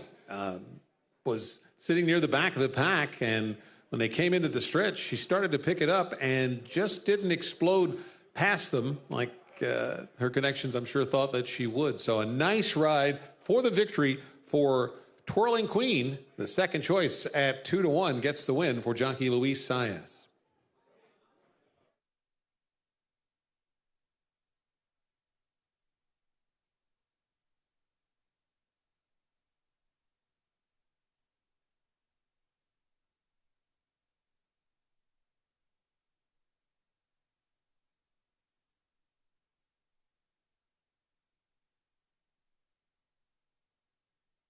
Unofficial results of Keeneland's third race. Number 3, Twirling Queen, was first. The 4, You Almost Had Me, was second. The 6, Ooge to third, and the 2, Ms. Tart, was fourth. 3, 4, 6, 2 unofficial.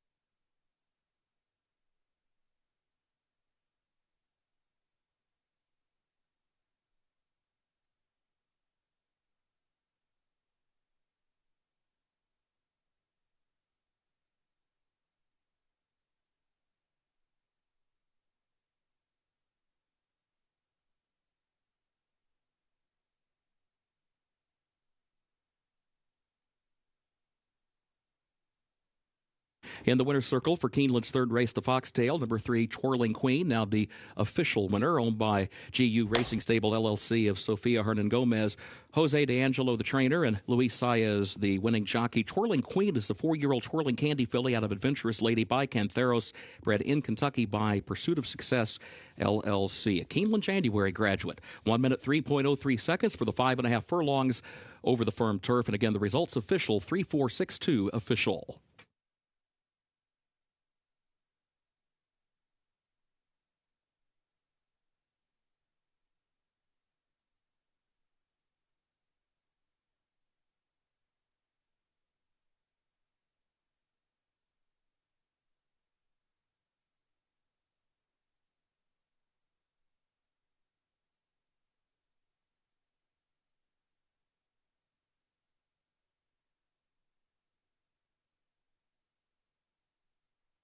Trophy presentation for Keeneland's third race, the Foxtail, presenting to the connections of Twirling Queen.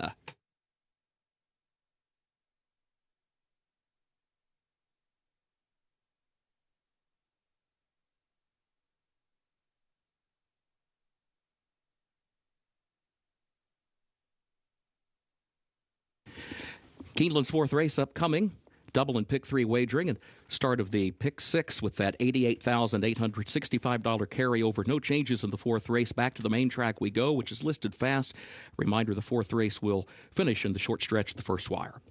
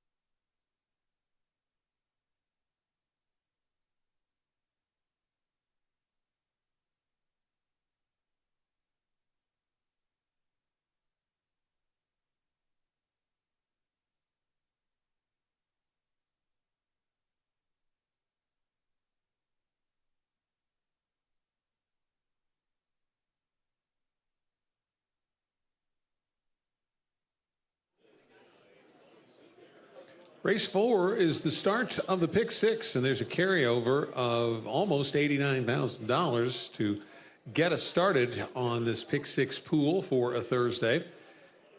3-year-olds and up, going a distance of 1 mile and a 16th in this starter allowance test.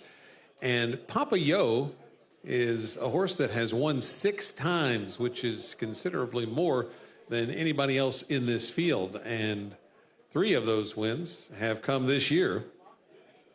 In fact, if you look at this horse's record in the last 5 starts, Papa Yo has won every time that he's been able to go around 2 turns on the main track. The only losses were at the 1 mile distance at Churchill when he was 4th last time out, and then the mile distance at Ellis, which starts on the turn down there. So 3 2-turn dirt races that have been wins in the last 5 for Papa Yo from the barn of trainer Chris Hartman and Ben Curtis in the saddle on this one. And Papa Yo does have a win at Keeneland at this distance. Actually, it was at the 1 mile and an 1/8 distance, a little bit further.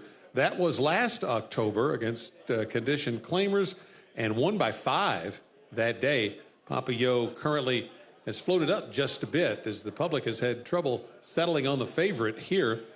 The morning line favorite at 5-2 was Sweet Talking Bourbon, but Sweet Talking Bourbon is now the 7-2 co-favorite, so has floated up just a bit. Horse has been consistent. Last 5 starts has 5 in the money finishes, including an effort back in the spring here at Keeland when he was 3rd, beaten just a length and 3/4. Coming off a 3rd place effort at Saratoga, that was back in mid-August, and the horse that won, Indy Magic, came back to win here at Keeland earlier in the meet. The current favorite slightly in the wagering is the 5, Ashkari, and this horse has made just 1 start on the dirt, and that was last time out at Churchill Downs, and a good 2nd that day after getting the lead, turning for home under jockey Luis Saez, who is back in the saddle today for Ashkari. Ashkari is a 5-year-old son of Tappet, who is 2 for 12 in his career. But again, a good effort last time out on this on the main track, not this one, but over at Churchill Downs. Now, showed some tactical speed that day, and that would be a big help in this spot. Jeremy Plonk does the trends on the track and for the conditions for each race. You can find those at Keeneland.com. And in these starter allowance races, a couple of notes from his research. 5 of 12 have been won by the favorite at this current meet, and tactical speed is usually very important in these starter allowance races. If you're playing the pick six, best of luck on finding your way to a winning ticket today as it starts here in race 4. Good luck.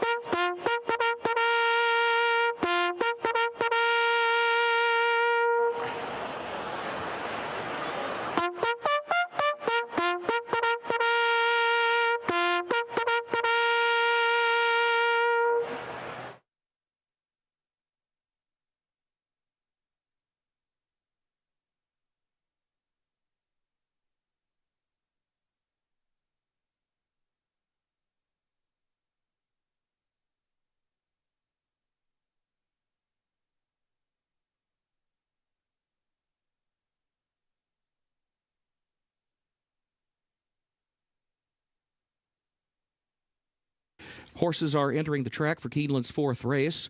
Starter allowance, 3-year-olds and up, a mile and a 16th over the main track listed fast. Race will finish in the short stretch of the first wire.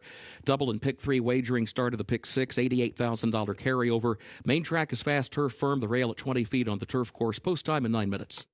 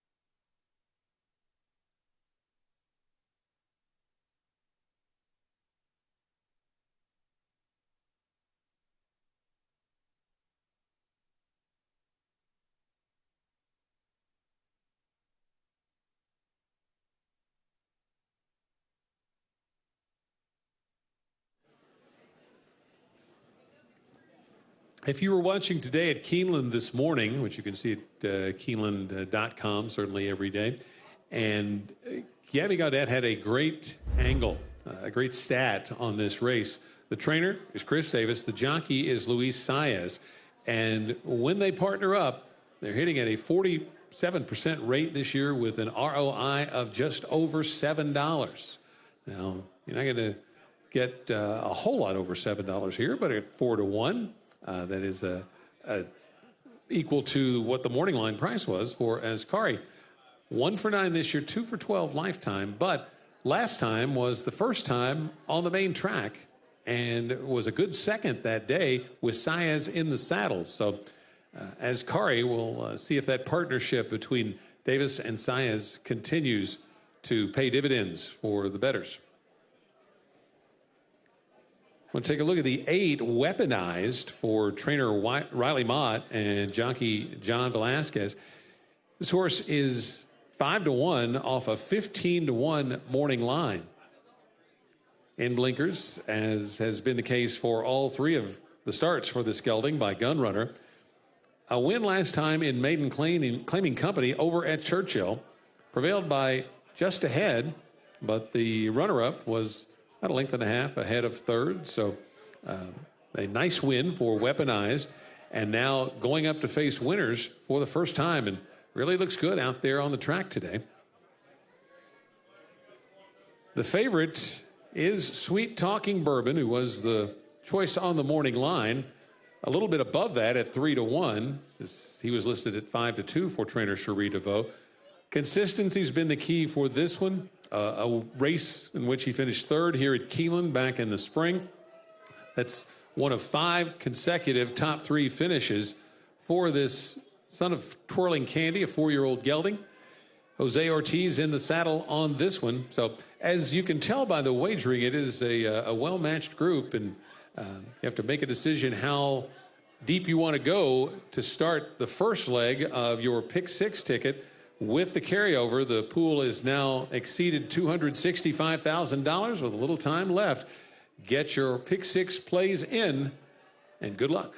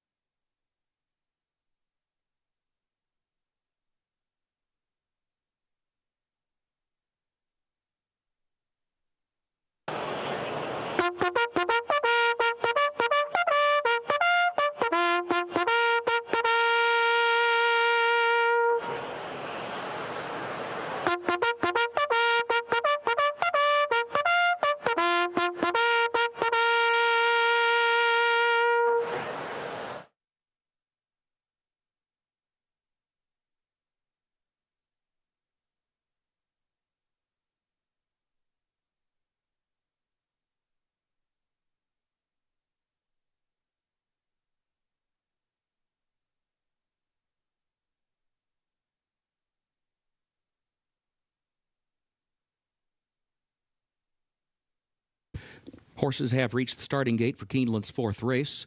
Start of the pick six.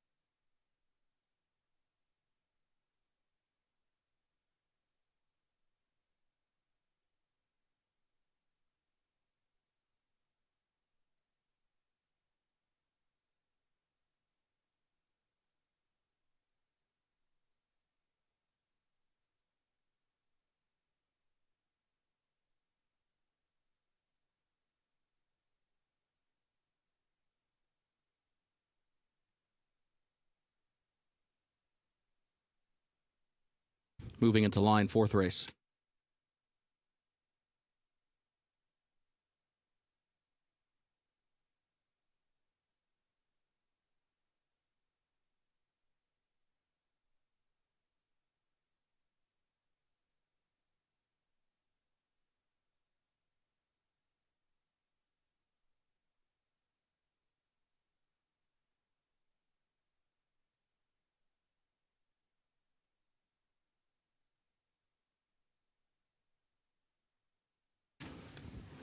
Papillot comes forward with Mission Improbable.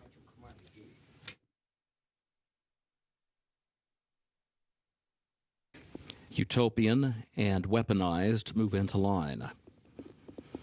Bermuda Blitz, the last one, awaits.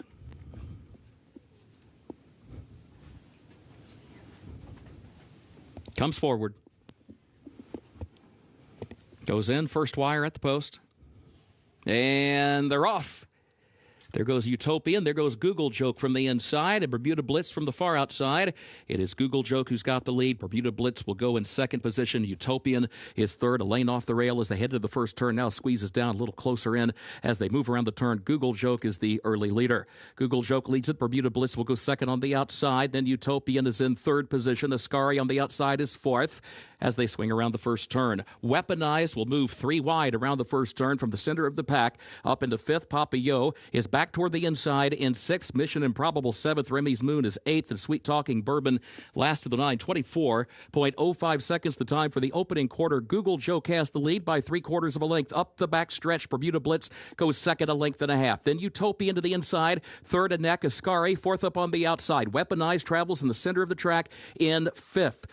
As they go to the far turn, then Papillot between horses. Remy's Moon back toward the inside, 48.51 for the first half mile. Further back, Sweet Talking Bourbon side by side at the back with Mission Improbable. Back up front, it is Google Joke who's got the lead. Bermuda Blitz tries to draw alongside. A half length separates the top two around the far turn. Mission Improbable starts to make a move out in the center of the track, goes from fifth into third. There's a quarter mile to go. Up within a length and a half of the front pair. Utopian is fourth back toward the inside. Sweet Talking Bourbon swings wide. 8 lengths off the lead. Bermuda Blitz, the leader, top of the short stretch. Google Joke now second. Mission Improbable is in third. Sweet Talking Bourbon is a wide fourth, is still 6 lengths off the lead. Bermuda Blitz is in front, leads it by 3.5 into the final furlong. Sweet Talking Bourbon runs on from the outside. Bermuda Blitz, Sweet Talking Bourbon on the outside. The wire's coming. Here is Sweet Talking Bourbon with a rush to get up and win it for Jose Ortiz. Bermuda Blitz was across the line in second, followed by Mission Improbable and Utopian.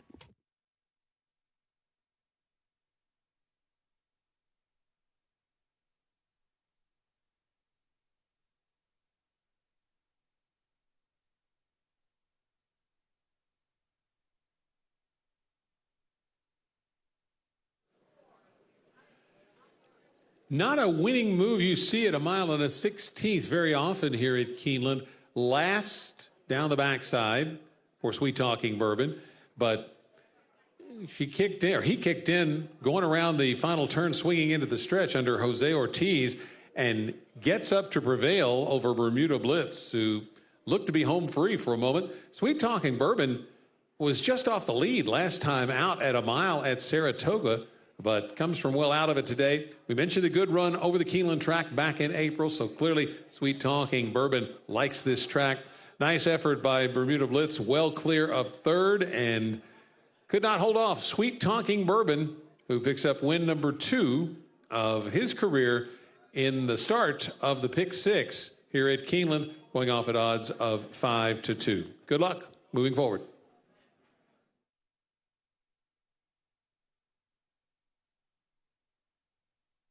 Unofficial results of Keeneland's 4th race. Number 6, Sweet Talking Bourbon first. Number 9, Bermuda Blitz was second. The 7, Mission Improbable third. And the 4, Utopian fourth. 6-9-7-4 unofficial.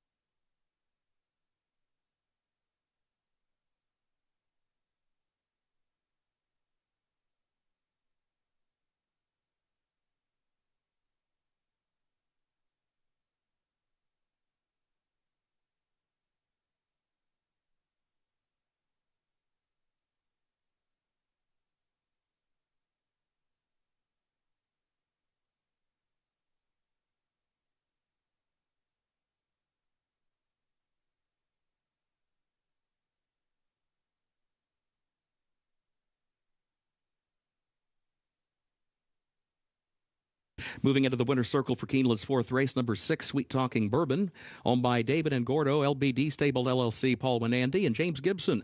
Cherie DeVoe trains, and Jose Ortiz rides Sweet Talking Bourbon, 4-year-old gelded son of Twirling Candy out of Talkin' and Singing by Song and a Prayer. The winner bred in Kentucky by Summer Wind Equine LLC. 1 minute 44.66 seconds for the 8.5 furlongs over the fast main track.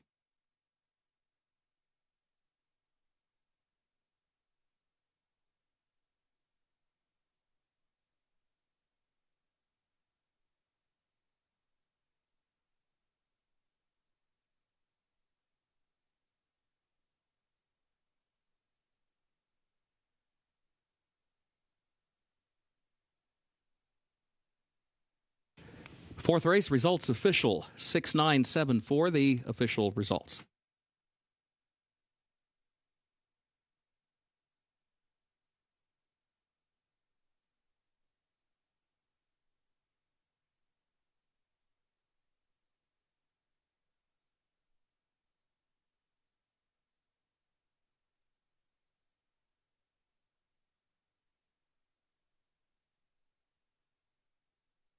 Keeneland's 5th race upcoming. The turf is listed firm, the rail at 20 feet. Double and pick 3 wagering started the late pick 5, no carryover. Started the Keeneland turf pick 3, made up of races 5, 7, and 9. Scratched the 11, Eve. Also scratched 14, Sugar Doll, 15, Academic Freedom, and 16, All About You. A reminder, 13, Lilo Lil draws into the race, jockey as programmed. And a reminder, jockey change on the 2, Real Drama, Axel Concepcion. 2, Real Drama, the jockey, Axel Concepcion.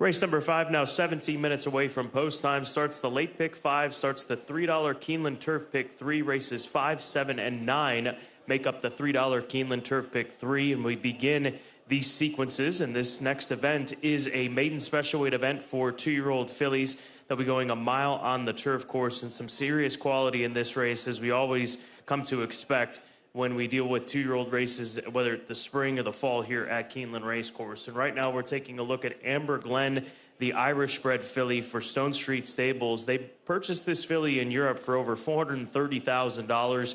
She's by one of the leading stallions in Europe in Night of Thunder, a son of Debawi. And this filly is out of a See the Stars first dam by the name of Sea Empress, bred by Sunderland Holdings, incorporated in Ireland. And Sunderland Holdings is the ownership that campaigned the great See the Stars, the Arc de Triomphe winner, and that now top stallion for what that's worth. But nonetheless, this one debuts here at Keeneland for Brad Cox and Stone Street Stables. Had some workouts on the turf course up at Saratoga before coming here to Keeneland, and has had a couple of half-mile works on the main track, one of which was out of the gate in 46 and 1, and then recently just an easy half-mile in 49 flat. So with this big pedigree, the big purchase price, the big connections, Irad Ortiz Jr. in the saddle, Amber Glen, not surprised that this filly is the favorite in this race, but she's not the only one with a big pedigree. The number 10 horse, who is currently 5-1 on the board, Love and Grace for Hyder Family Stables, bred by Scott Hyder, is a filly by Into Mischief out of the graded stakes winner, who was a graded stakes winner on turf in Zafel. So a beautiful family here with this filly. She's been working up at Turfway. If you follow the turf horses for Brendan Walsh, they all seem to work up on the Turfway synthetic before coming down here for their turf starts at Keeneland Racecourse. So she's a good feeling filly, and she's calmed down a little bit. At one point, she had 2 handlers leading her around here, but she is a gorgeous daughter of Into Mischief, a 2-year-old that doesn't quite look like a 2-year-old from my perspective, but she's definitely live in here with the pedigree and also these connections behind her. Tyler Gaffleone gets the call on the 10-horse Love and Grace. And then my third selection is the 8-horse, the Mendelssohn filly for Woodham Thoroughbreds. That is Paseo for trainer Ian Wilkes. She was a filly that was third, made up a lot of ground in her debut race in that third-place finish at Kentucky Downs. She was 13 lengths out of it early on, had a couple of horses beat, and then ended up making close to 10 lengths over the course of that run. She ran into a filly in Should've, a Wesley Board filly who's been pre-entered into a Breeders' Cup race a week from tomorrow. So this filly here today, if she takes a step forward going 2 turns and breaks a little bit better, just has better position, obviously has more ground to work with the way that she ran on in that 6.5 run, plenty of upside with Paseo. And she is currently sitting at 4-1 on the board. Good luck in this upcoming 5th race. Some key sequences coming up, the late pick 5, as well as the $3 Keeneland Turf Pick 3.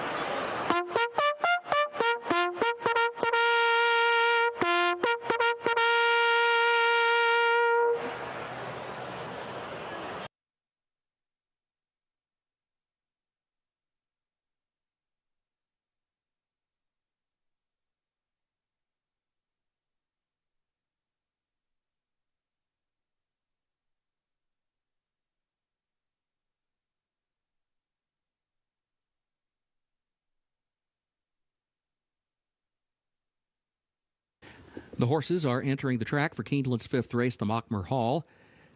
Maiden special weight, 2-year-old fillies, a mile over the firm turf rail at 20 feet.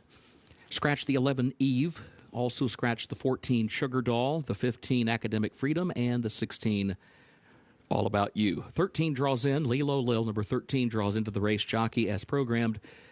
A reminder, the jockey change for the 2 Real Drama. Axel Concepcion, the jockey for number 2. Double and pick 3 wagering. Start of the late pick 5, no carryover. Start of the Keeneland Turf pick 3. Post time in 6 minutes.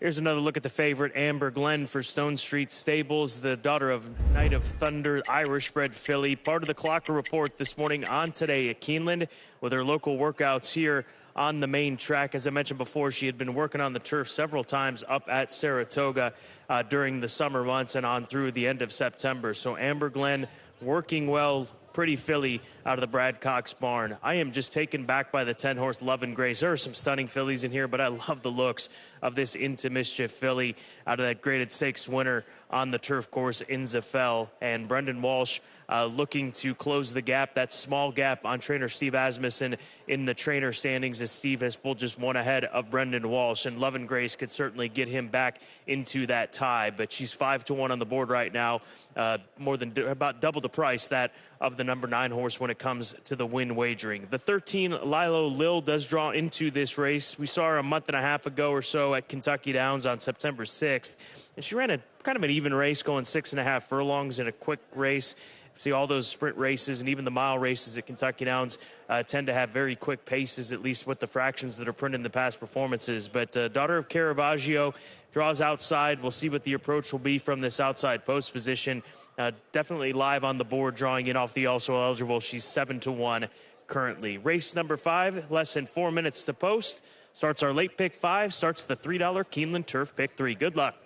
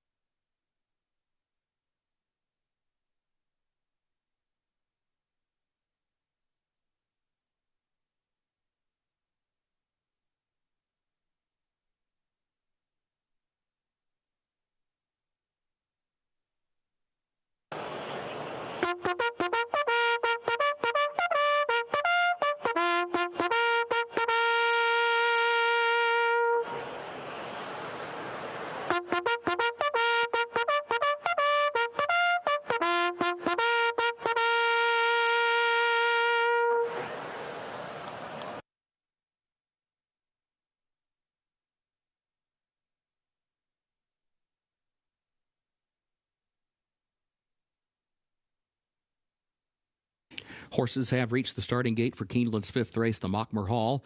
Start of the late pick 5, start of the Keeneland Turf pick 3.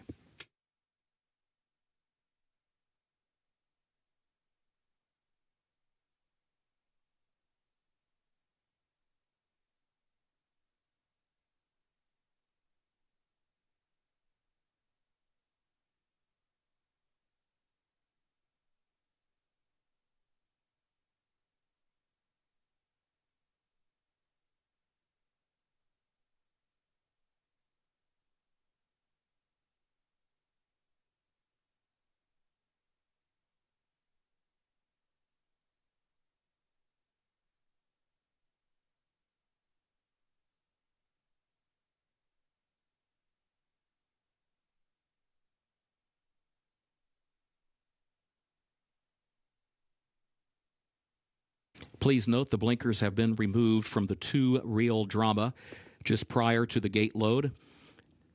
We call your attention to the fact that if you notice the blinkers on Real Drama in the post parade, they have now been removed. No blinkers in that prior start and none for today's race either. There's the 2 Real Drama on the screen.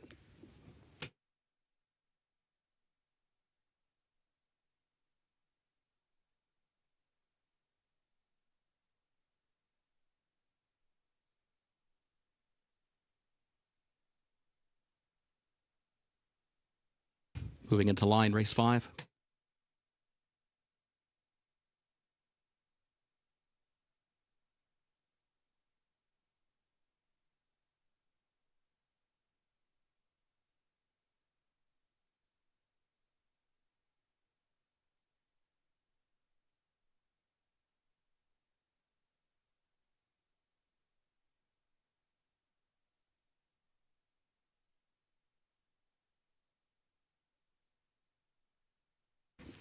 Core Memories goes in. Amber Glenn comes forward.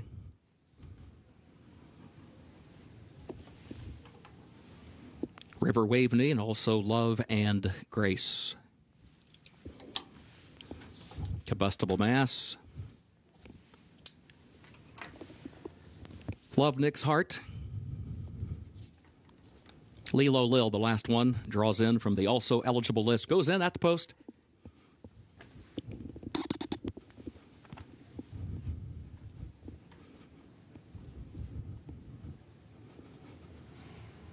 And they're off. Real Drama from the inside, and Temple Goddess in between horses. Paseo from the outside as they head for the first turn. Paseo moves up and takes a narrow lead. Temple Goddess slides over next to the rail. Lilo Lil goes third to the far outside into the first turn. Love and Grace will be fourth, a lane off the rail around the turn. Real Drama now fifth to her inside. Amber Glenn sixth toward her outside. River Waveney is in seventh. Love Nick's Heart is eighth, just outside of Turkish Pistachio in ninth. In a gap of 3 more lengths. Core Memories 10th. Combustible Mass is 11th. About and around is last of the 12 off the first turn. Up the backstretch they go, 23.62 for the opening quarter. Paseo is the leader. Paseo against the rail leads at 3/4 of a length. Lilo Lil second up on the outside by the same margin. Then Temple Goddess goes third by 3/4 of a length, followed by Love and Grace between horses. Amber Glenn is there to her outside, followed by River Waveney, who's about 5 lengths off the lead, right alongside of Real Drama, who gets shuffled back. 47.79 seconds the time for the first half mile. Onto the far turn they go. Lilo Lil moves up to the outside of Paseo, who still has the lead, saves the ground around the far turn, still against that rail. Love and Grace 3 wide off the turn. In the third position, Temple Goddess to the inside. Amber Glenn will go wide to the grandstand side. 3 from the front as they turn for home. Lilo Lil, Amber Glenn, Love and Grace in between that pair. And Amber Glenn strides forward for the lead as they move into the final furlong. It is Amber Glenn. Lilo Lil is in second. Love and Grace tries to respond. Paseo still there to the inside. Temple Goddess is in fifth. Has to switch to the far outside. Amber Glenn is in front. Temple Goddess going to come running late, but Amber Glenn has the lead. It is Temple Goddess in second. Amber Glenn to the wire. Amber Glenn, Irad Ortiz Jr. to win it. Temple Goddess was home in the second position. Then further back, Lilo Lil and Paseo.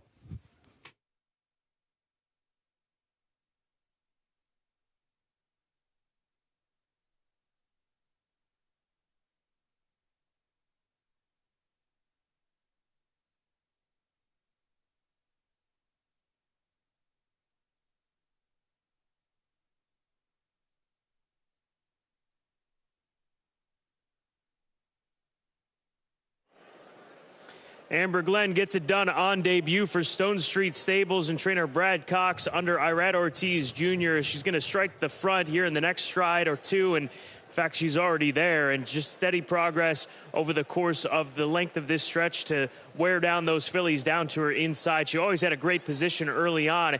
Another top-level effort from Temple Goddess, who has been running some big races at big prices. She checks in at second at odds of 12-1, but no beating the favorite here in race number 5 as Amber Glenn scores at 2-1.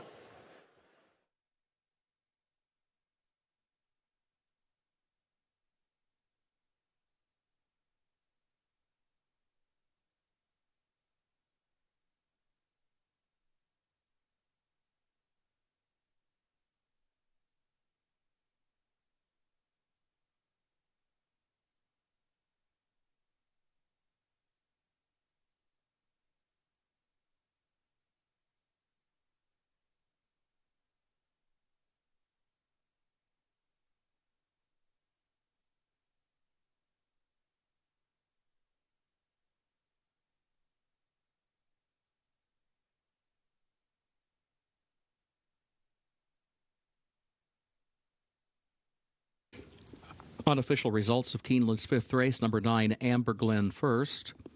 Number 7, Temple Goddess second. Number 13, Lilo Lil third. And number 8, Paseo fourth. 9, 7, 13, 8 unofficial.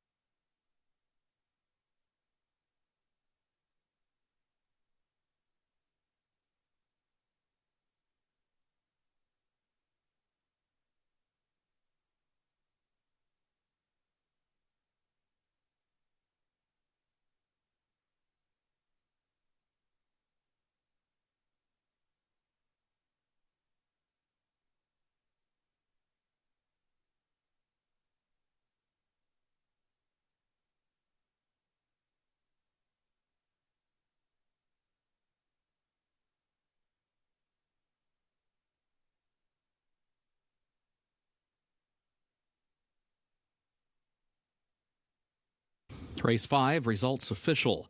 9, 7, 13, 8, the official results.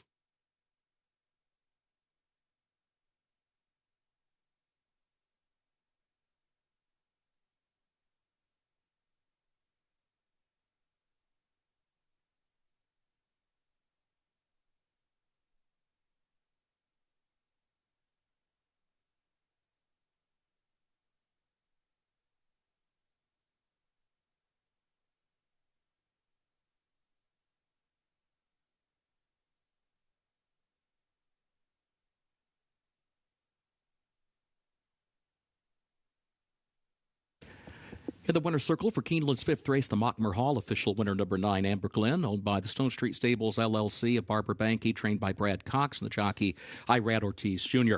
Amber Glenn, a 2-year-old filly by Night of Thunder out of Sea Empress by See the Stars, bred in Ireland by Sunderland Holding. 1 mile over the firm turf, 1 minute 37.07 seconds.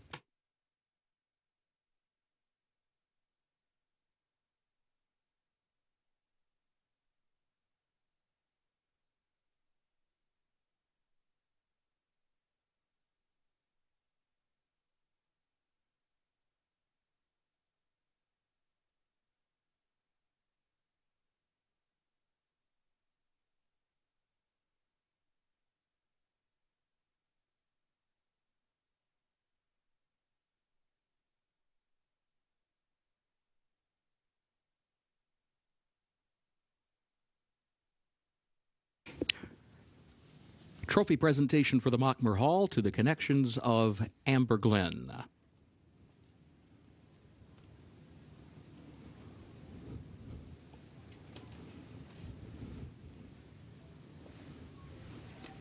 Hurley pick 5 pays on 5 of 5 with a consolation 4 of 5.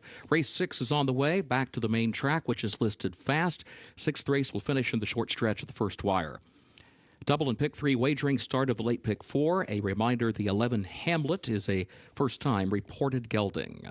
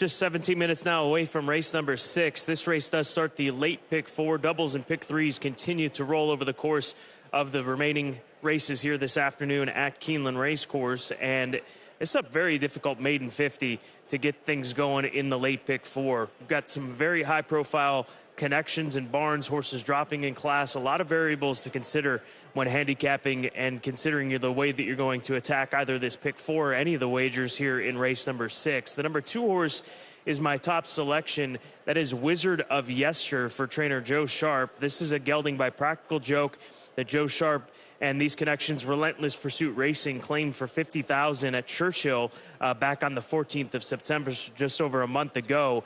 And that was a race in which was 7 furlongs on a sloppy main track, so backed up to 2 turns in start 2 of his career. But if you look at his debut effort going long at Horseshoe Indianapolis, it was a much better performance. So showing up for 50 here today, getting the chance to go 2 turns, inside post position, hopefully can fight for position and gain it going into the first turn and continue to maintain it down the backstretch. At 7-1, I'll trust Joe Sharp, who's had a phenomenal year in 2025. Maybe not quite the results he was hoping for here at Keeneland, one of the toughest, if not the toughest place to win a race in all of North American racing. But when you look at Joe Sharp's statistics, first off the claim, winning at 20%. So he wins on all levels, claiming races, first off the claim, whatever it may be. But Wizard of Yester, square price, 7-1 on the board right now. The number 4 horse, Nuanced, for trainer Chad Brown.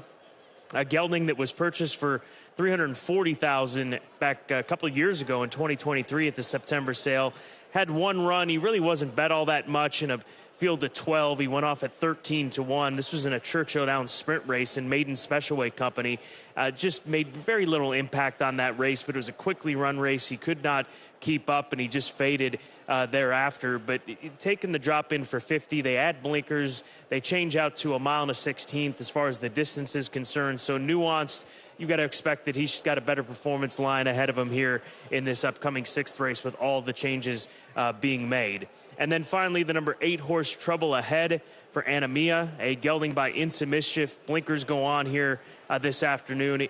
He's making the 3rd start of his career, as he was debuted at Ellis in August. He ran at the beginning of the meet opening weekend here at Keeneland. He was a big price in a maiden special weight event of 24-1, but they're dropping in class. They're adding blinkers. They're going around ground. So just looking for changes on these horses that are coming in out of tougher events. And I think that the 2 turns could be more suitable to him with Ben Curtis in the saddle. He's a big number of 24-1. Good luck in this upcoming 6th race. Starts the late pick 4. We are now 14 minutes away from post time.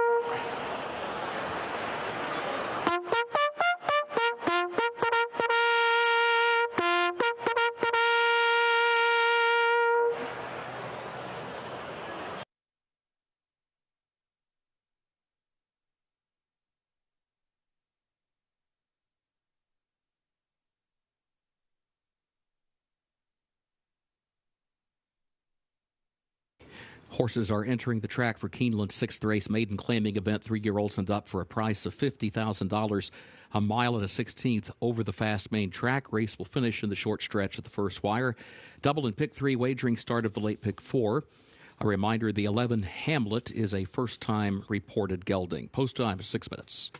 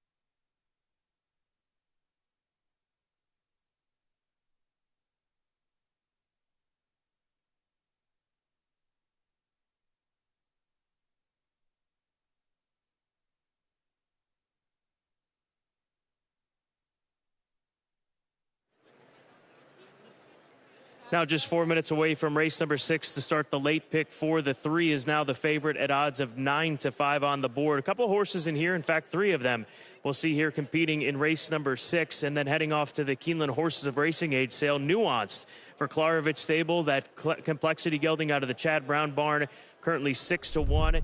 He is going to be coming up in the Keeneland Horses of Racing Age sale is hip number 4111. So we'll see if we have some updates in store to those catalog pages with these 3 runners coming up in the Keeneland Horses of Racing Age sale. The next being the number 7 horse, the Calumet runner, Bon Temp, for Owen Hardy, hip number 4017. This is a colt by Ravazzo, who is a very steady and very sturdy racehorse for the coach, D. Wayne Lucas. This one formerly with the late D. Wayne Lucas. He shows up for 50 here today. Could be some upside out of the Owen Hardy barn moving on down the line. Again, he's hip number 4017 at the Horses of Racing Aid sale. And then Voulez-Vous, the number 10 horse for Kenny McPeak. Colt by Uncle Mo, taking the big drop down in class. Definitely live here. Manny Esquivel takes the call. And when he is teamed up with Kenny McPeak, they've had good success, 27% winners over the last couple of months. Voulez-Vous is going to be hip number 4176 at the Horses of Racing Aid sale, coming up in just about 2.5, maybe 3 weeks at this point in time. I can tell you you've just got 3 minutes until this late pick 4 opportunity. That window closes and the pool is over $140,000. Good luck in this upcoming 6th race at Keeneland.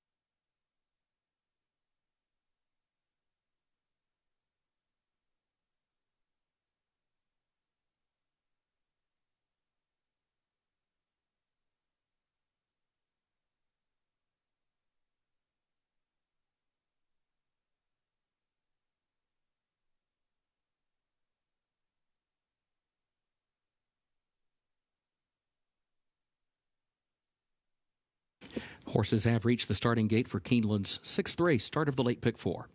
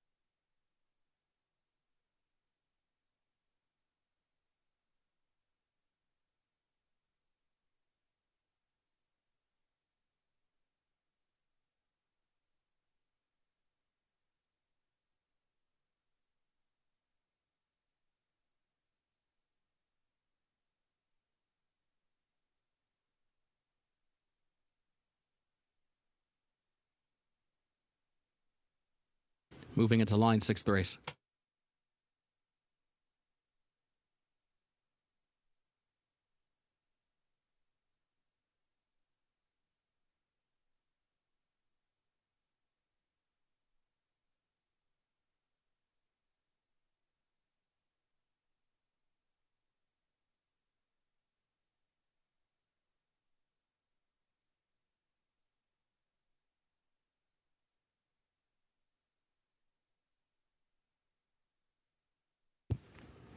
Antietam moves into line.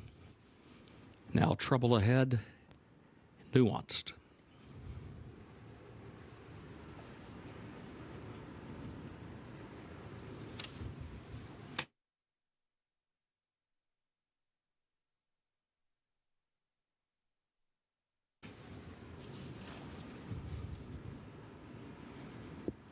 Private Show comes forward. Legend of Bobby C as well.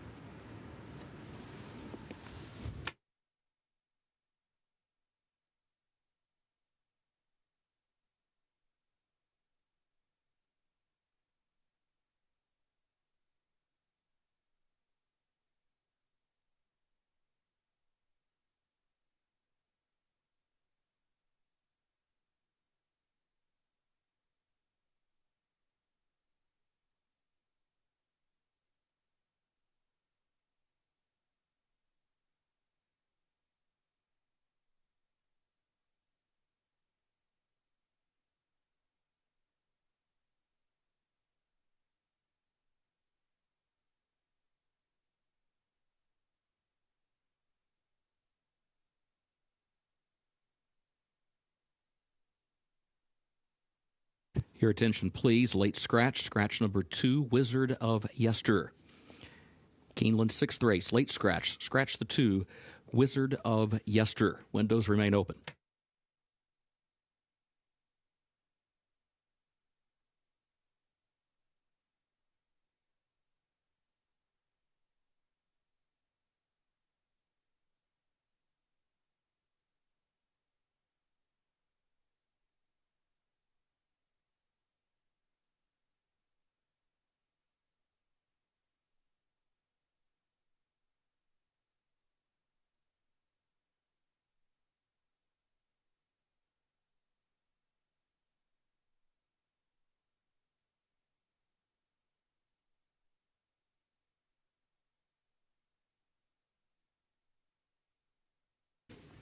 Everyone backs out of the gate. Gate load will commence shortly. Late scratch, scratch the 2, Wizard of Yester.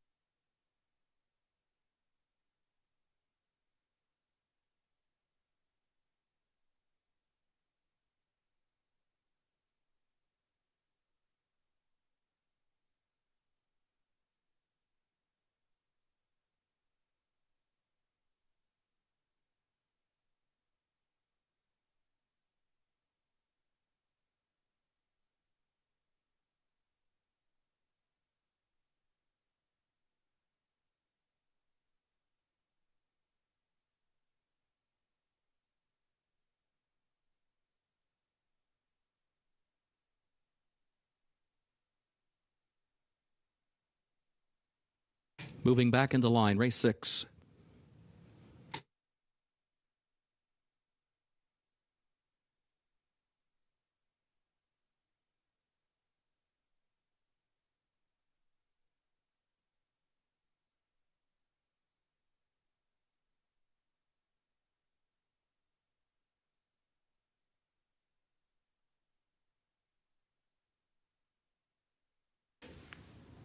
Private Show comes forward, along with Voulez-Vous.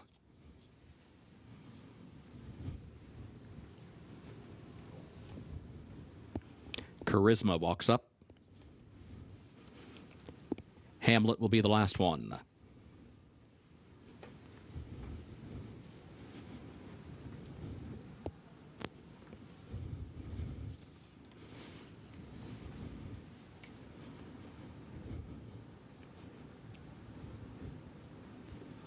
Last one walks up.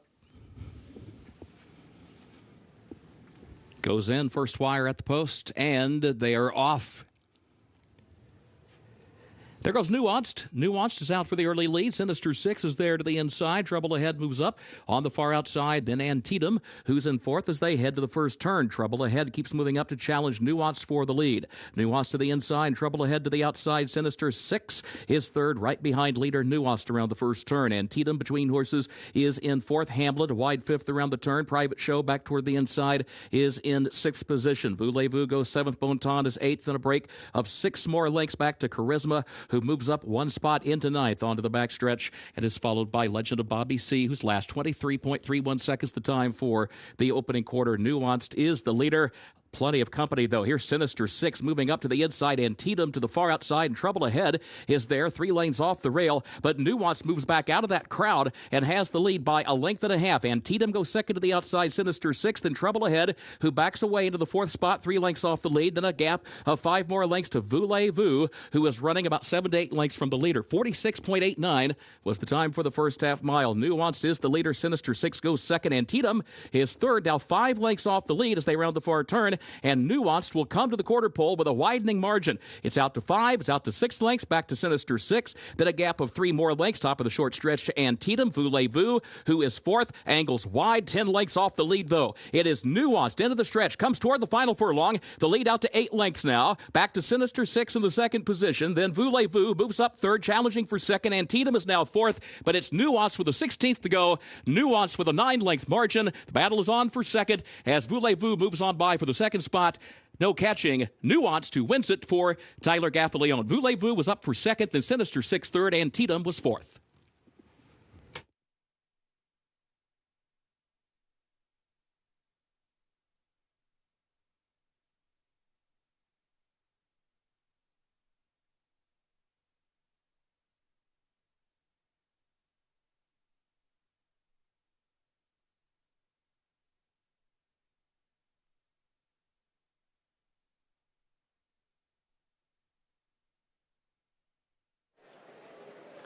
Well, Nuanced, he was a part of about a pack of full horses traveling down the backstretch, leading the way, and he emerged from that group going into the turn, and that was it.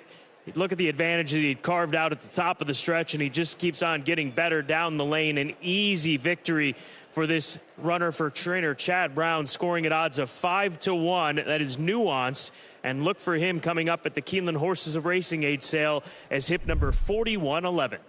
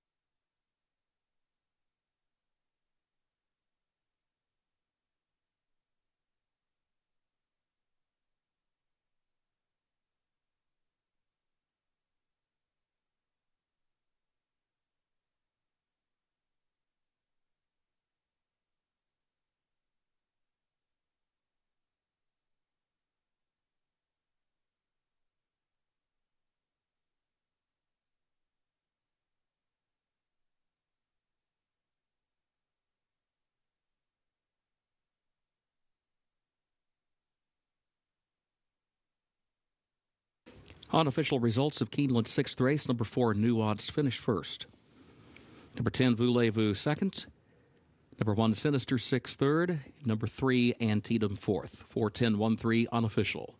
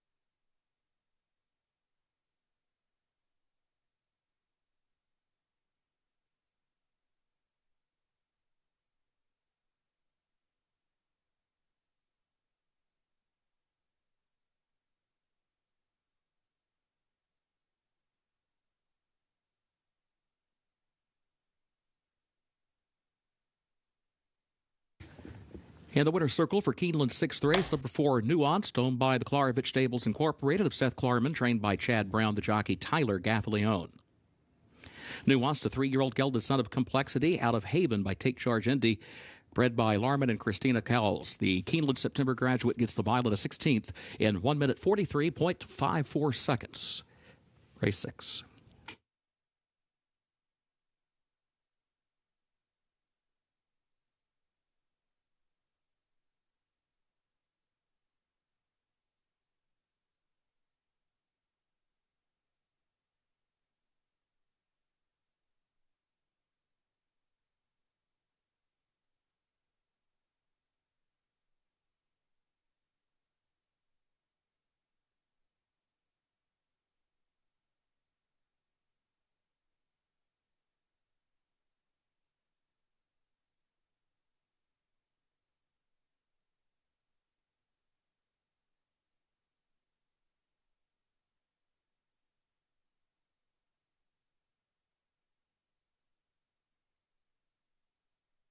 Sixth race results official.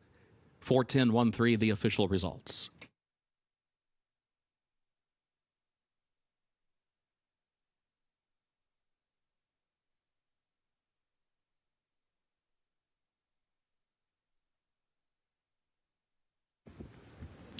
Keeneland 7th race upcoming. Double and pick 3 wagering featured here. Starts the last of the day's rolling pick 3s. The turf is firm. The rail at 20 feet. No changes in race 7.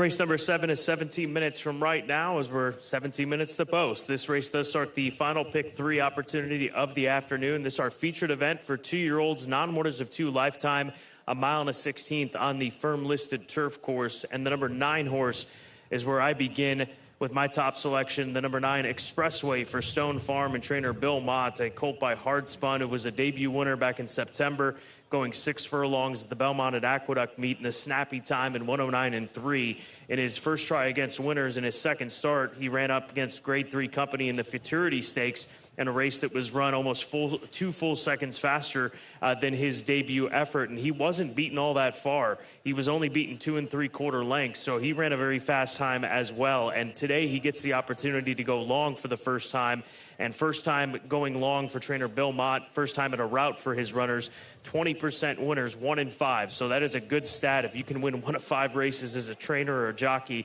you're going to have a heck of a career and a heck of a year. And we already know the type of career that Hall of Famer Bill Mott has established over the course of his training Hall of Fame career. Expressway, first time 2 turns. I'll take a shot with this colt with Luis Saez here in race number 7. The number 1 horse, Easy Wind, he is the current favorite at 2-1 out of Brendan Walsh's barn. Brendan adding blinkers for the first time to this colt. He was a debut winner at Ellis in a maiden optional 50 at auction restricted race. And then his race at Kentucky Downs, he ran into a very good runner in Street Beast, who's going to be running on next Friday, in one of the Breeders' Cup races. And then last time out, kind of an even effort from this Son of Munnings going the mile, the 2 turns for the first time on that turf course. So the addition of blinkers, I would imagine the idea of just hoping that they can get a little bit more out of them as you make any equipment change in this instance, or in any instance, I should say. But in this instance, I would imagine hoping to maybe get a little bit more speed out of him going the 2 turns or focus or whatever it may be. But Easy Wind, 2-1 favorite, definitely a live contender for Brendan Walsh. And then finally, the number 4 horse for the Eclipse Thoroughbred Partners, that is Collecting, a son of Collected, who's been gelded since his last race. He was a maiden winner in a maiden auction restricted race at Ellis Park, much like the 1 he ran at Kentucky Downs. Not nearly as effective as Easy Wind, finished 3rd in that race. They come out of a common race. But going back to the 2 turns, if you like the 1, I think you've got to give a look to the 4 horse Collecting,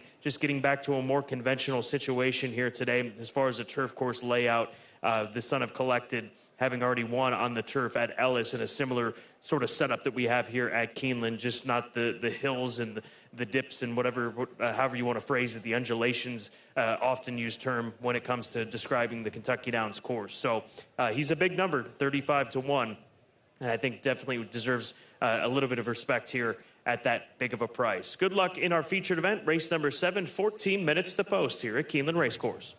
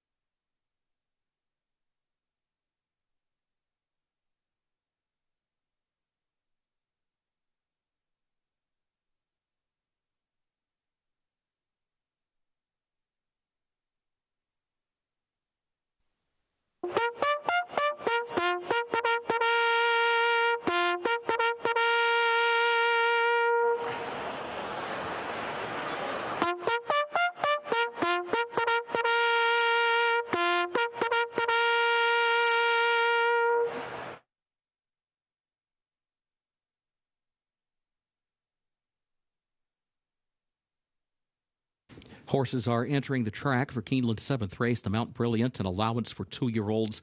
At a mile and a 16th on the firm turf with the rail at 20 feet today. Double and pick 3 wagering starts the last of the day's rolling pick 3s. No changes in race 7. Post time at 6 minutes.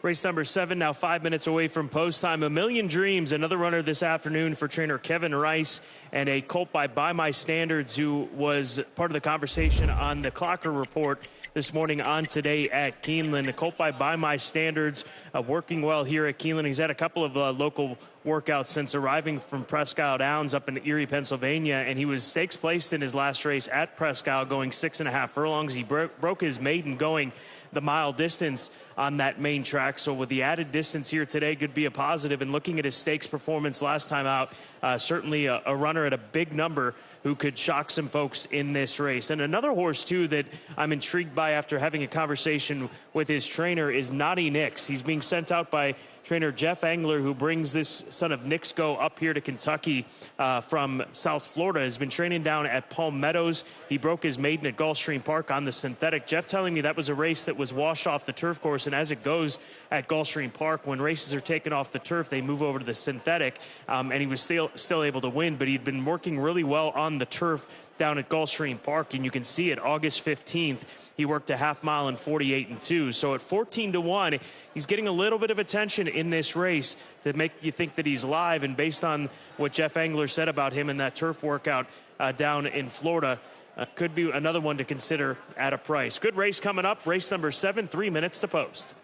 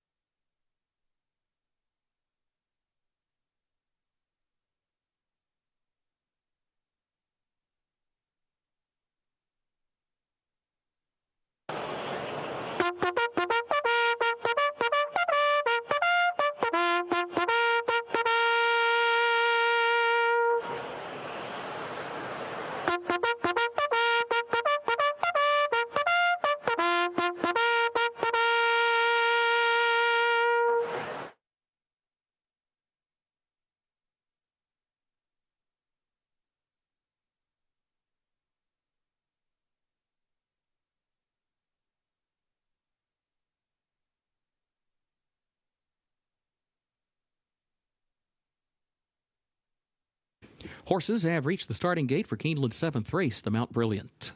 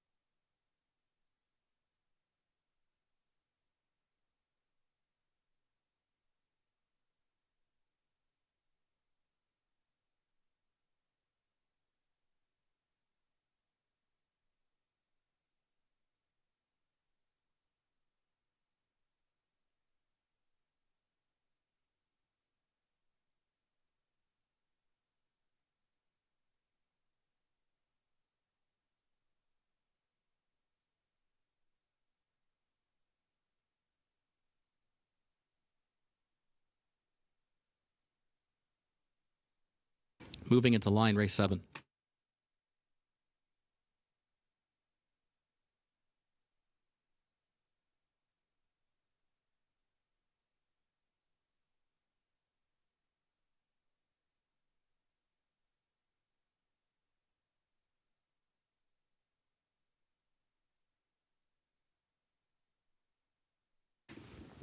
Longy moves into line along with Colt 47. Here's Collecting.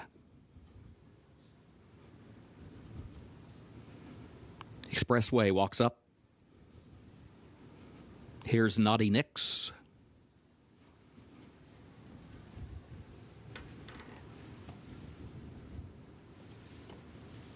Baytown Dreamer, the last one, goes in at the post. Easy Wind, fractious in the gate, now settles down. They're off. There goes Easy Wind from the inside. Here's Baytown Dreamer, Expressway toward the outside as they head under the line for the first time, and A Million Dreams up close as well. But it's Baytown Dreamer who starts to move forward and has the lead from the far outside. A Million Dreams will go in the second position. Longy is third between horses. Expressway fourth on the outside. Easy Wind fifth back toward the inside, joined there by Collecting, who's right alongside from the sixth position. Expressway went wide to the turn, lost a couple of positions, and now travels in seventh, about 7 lengths off the lead. And then Full Effort, who was 1 lane off the rail around the first turn, works just to the outside of Naughty Nix. A gap of 5 more lengths to Colt 47 next to last East Villages. The trailer 22.87 seconds the time for the opening quarter. Baytown Dreamer has a 5-length lead at the midpoint of the backstretch. A Million Dreams goes second a length. Longy is third on the outside, 3/4 of a length. Easy Wind is next, then Collecting. Expressway to the outside. Naughty Nix, Full Effort, who is in behind horses as they head off the end of the backstretch, racing 10 lengths off the lead.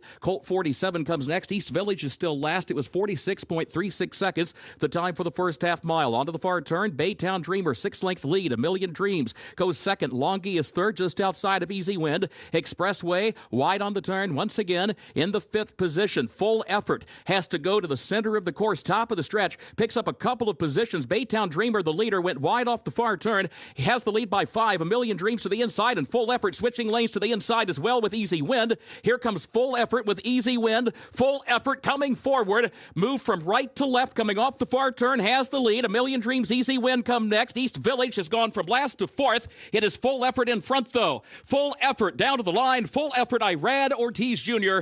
to win it by 5. Then Easy Wind and A Million Dreams close for 4th.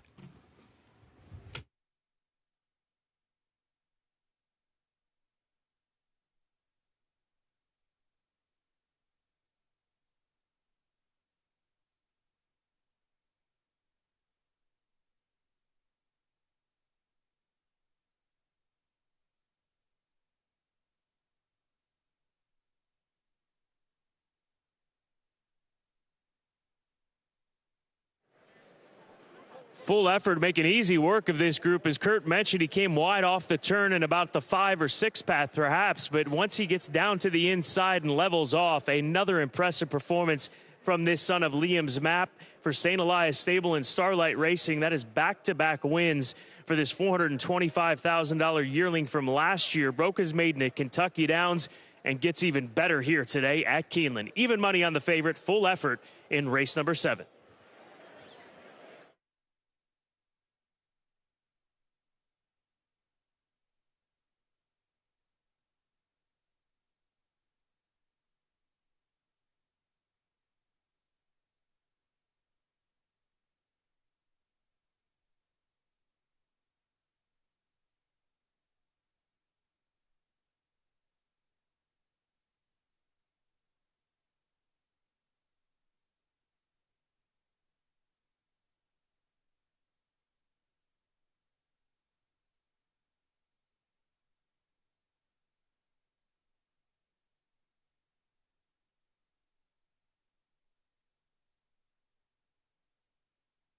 Unofficial results of Keeneland's 7th race. Number 7, Full Effort, finished first. Number 1, Easy Wind, second. Number 2, A Million Dreams, third. Number 6, East Village, was fourth. 7-1-2-6 unofficial.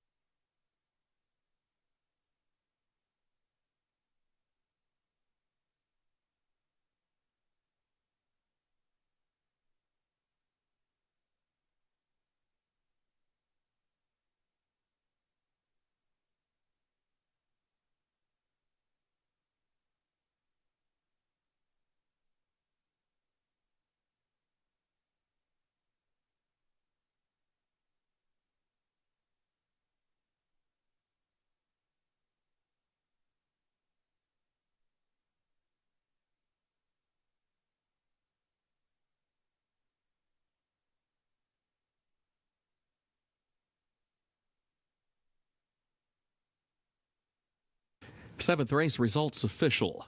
7-1-2-6, the official results.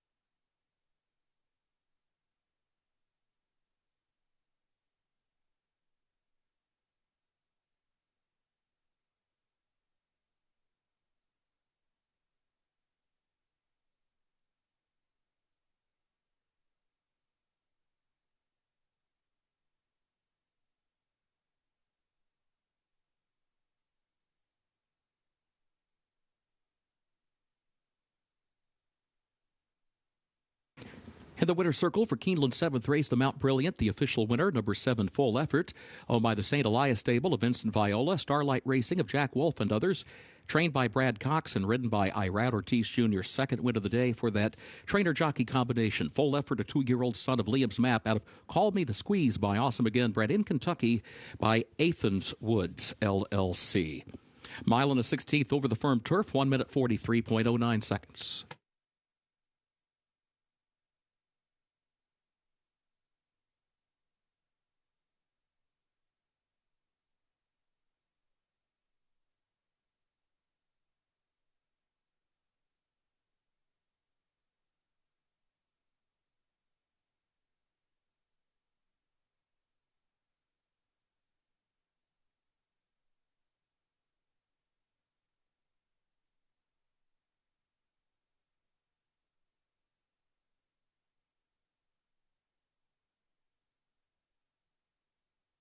In the winner's circle, the Mount Brilliant Trophy presentation to the connections of full effort.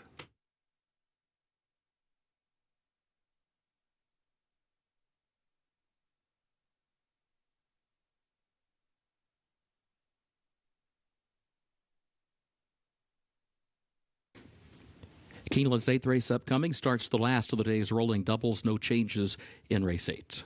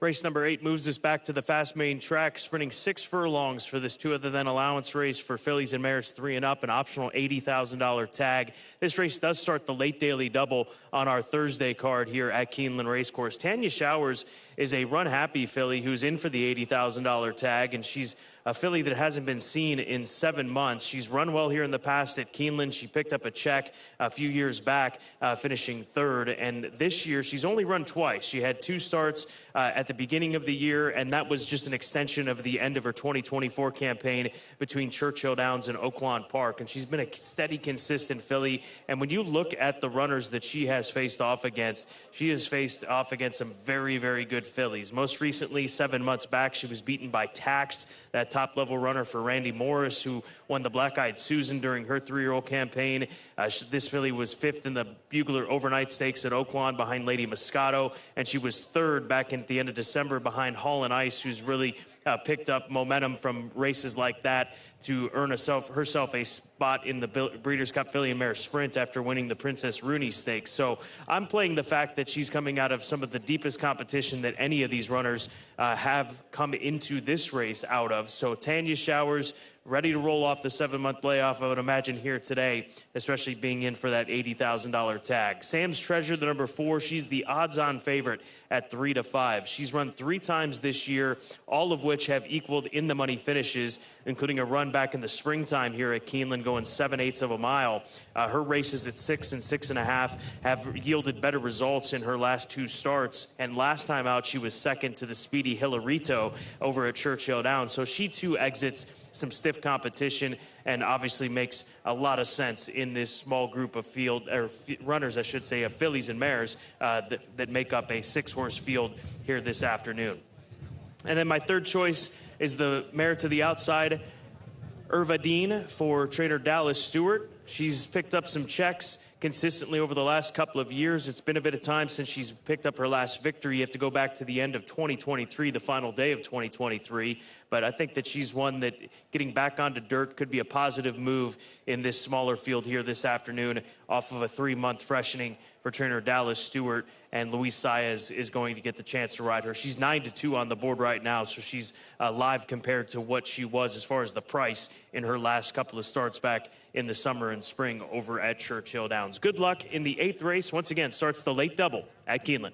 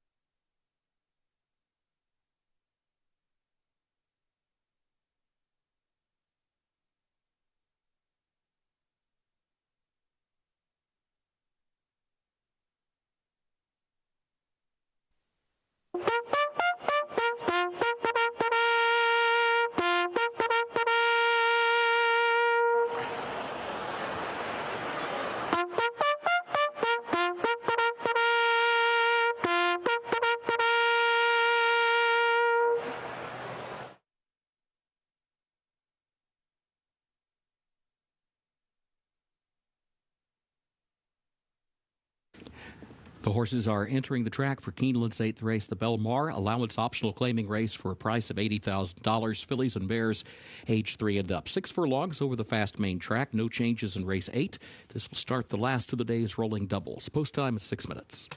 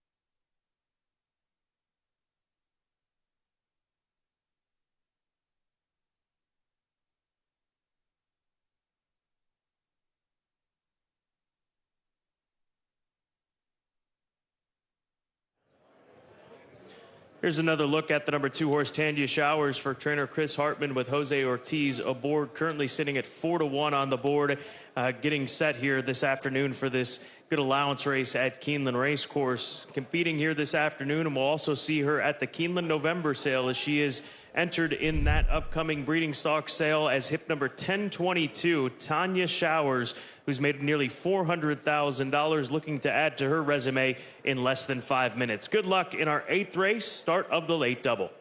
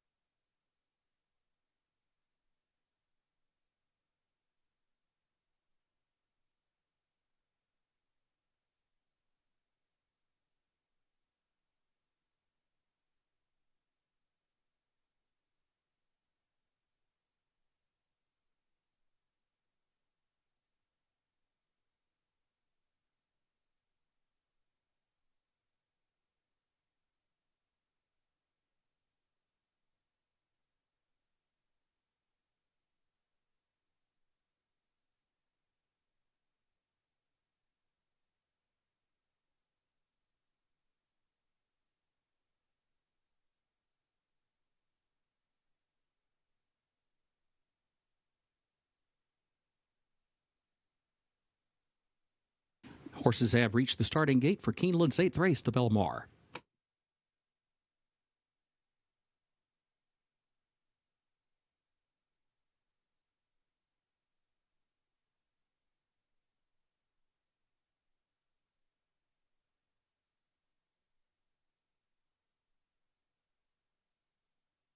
Moving into line race 8.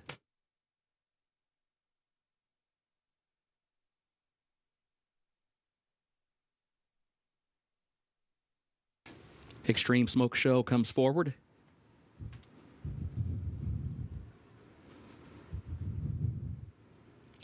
Tanya Showers. Caress. 3 more to load. Sam's Treasure walks up. Lover Girl with Irvidine, the last one.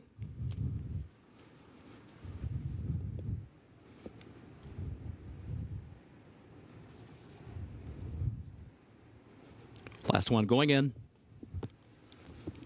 At the post. They're off.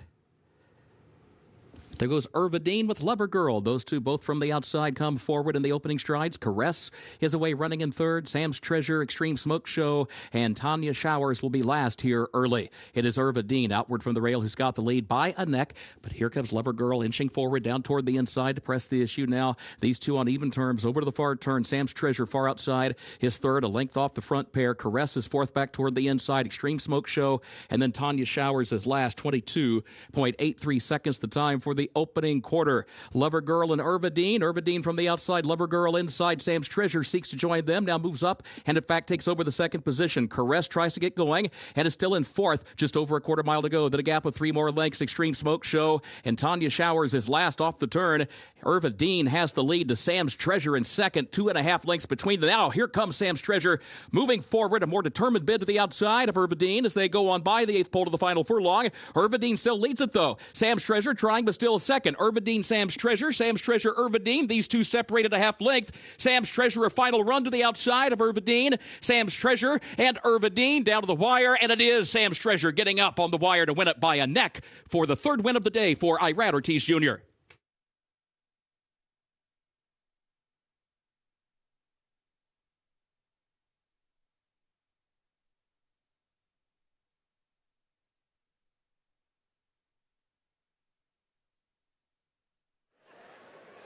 Well, the favorite does prevail. That's the 4-5 favorite, Sam's Treasure for Paulo Lobo and Mark Courser's Courser Thoroughbreds. But Irvidine proved a stubborn foe down the lane. She was digging in under Luis Saez and was still maintaining the advantage here about the 16th pole down the stretch. But the class prevails of Sam's Treasure to pull this one off here as she picks up her 3rd career victory, winning by maybe a head in the end. 4-5 over 4-1 in race number 8.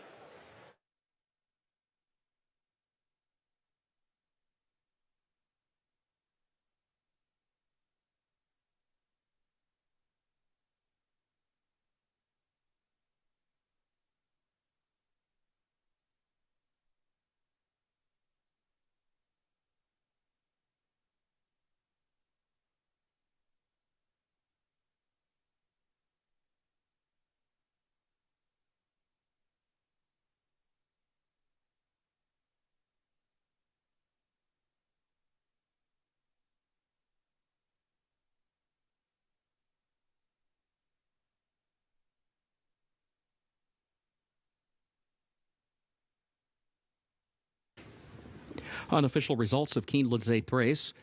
Number 4, Sam's Treasure first. Number 6, Irvidine was second. Number 3, Caress third. Number 1, Extreme Smoke Show fourth. 4, 6, 3, 1, unofficial.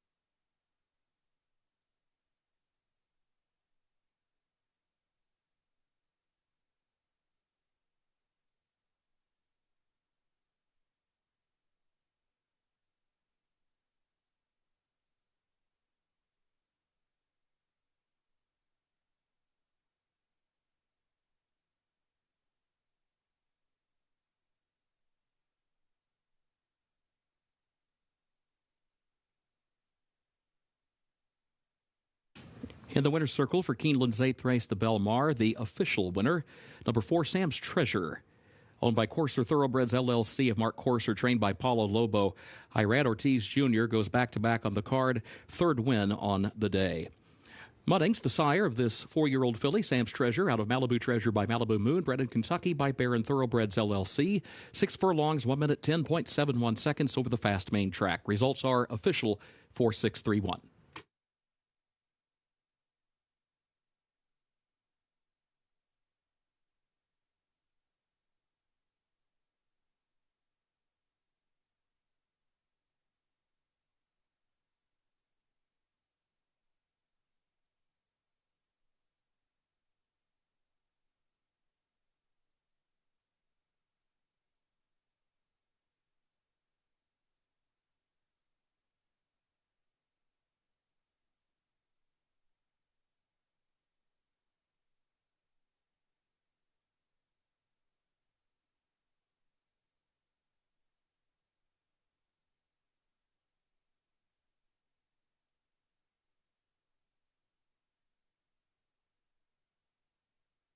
In the winner's circle, the Belmar Trophy presentation to the connections of Sam's Treasure.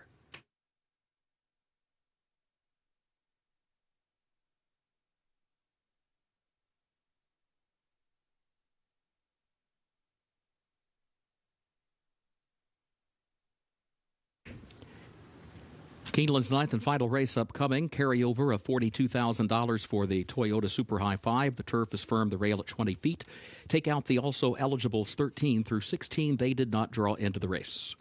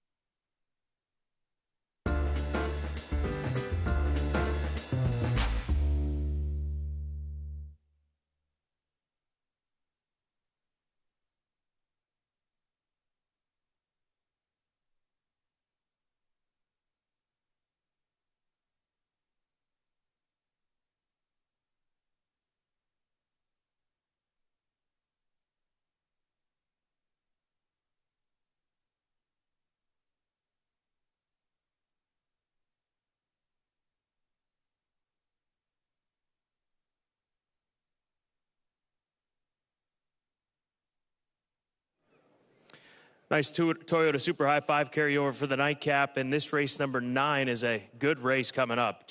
Maiden fillies, I should say, 3-year-olds and upward, going a mile on the firm-listed turf course. The number 2 horse, Auntie, is a runner for Gary Barber, Bridalwood Farm, and the Eclipse Thoroughbred Partners, a filly by Uncle Mo, who's looking to break through after finishing second at Kentucky Downs in a good race at the beginning of that meet at the end of August, just about less than 2 months ago, in fact. And she was up into the race, and that's been the key, it looks like, for this filly when you look at her 5-race career. When she's able to get involved in her race early on and be part of the lead or make the lead, she can be very stubborn. And I think that this inside draw with Ben Curtis, and Ben Curtis having experience with her at Kentucky Downs, could go a long way this afternoon. So hopefully the inside post, and she's quick away from the starting gate and gets forward. I think that the number 2 horse, Auntie, has a big look in here, and I love the price on this filly at odds of 6-1. The number 6 horse is 9-2 right now. That's Rethink for the Klarovitz Stables and Chad Brown. This team looking for 2 wins this afternoon, having won earlier today, obviously.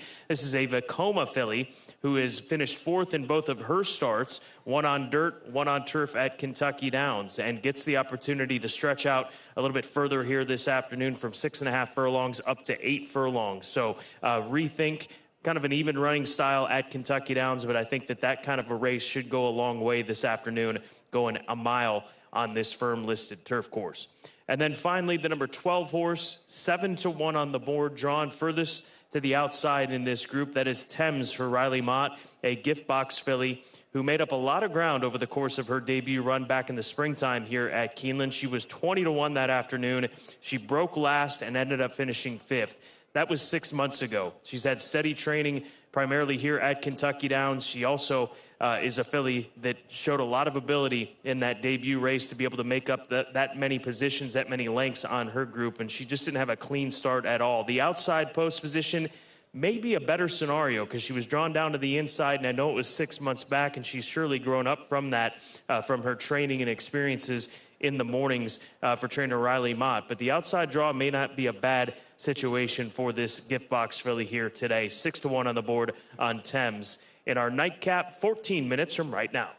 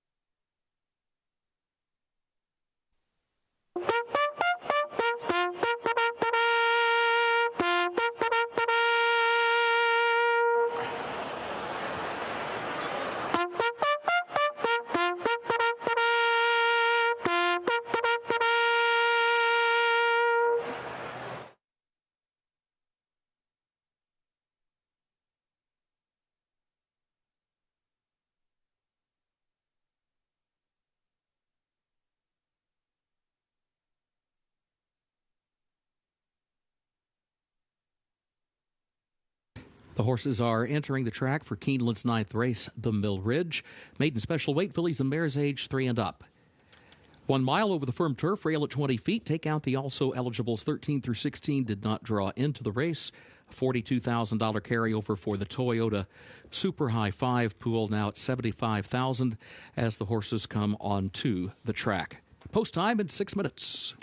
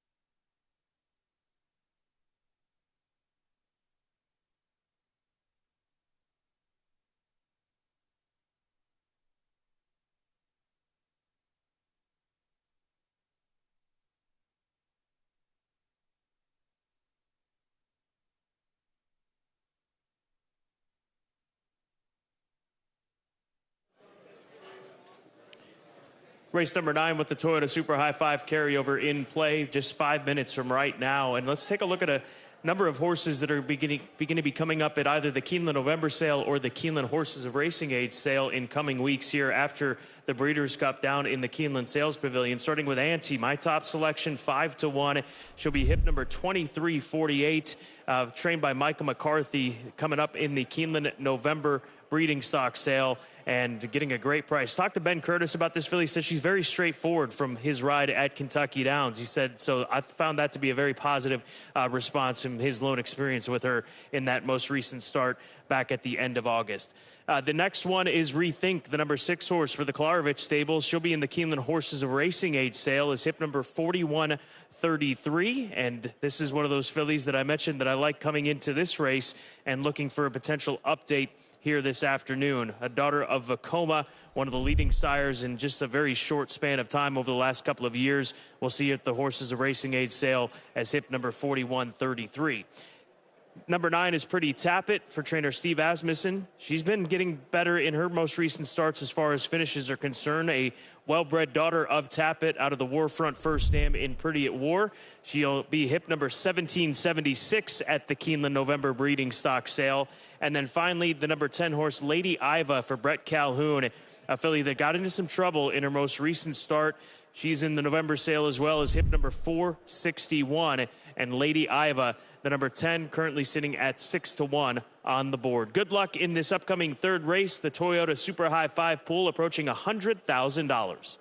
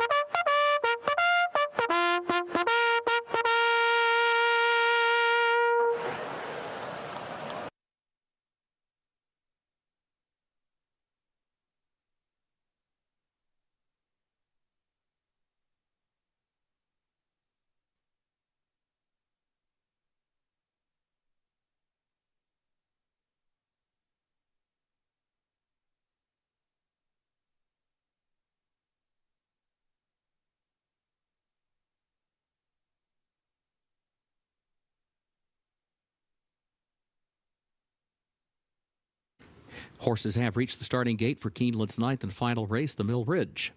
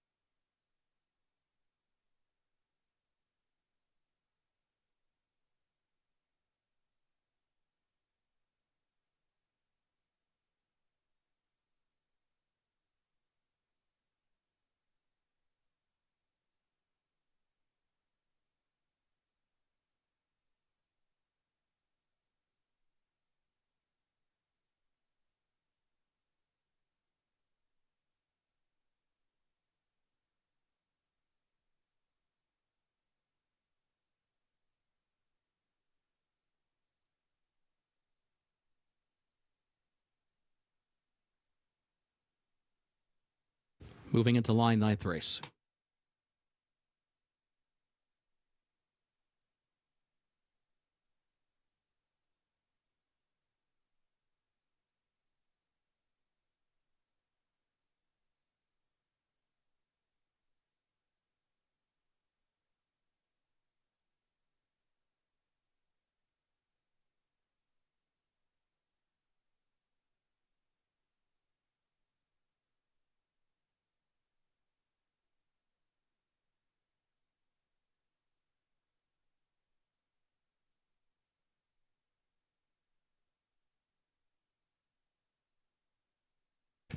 Pretty Tappet moves into line. Texas Queen. Smoking Hot Blonde, Lady Iva.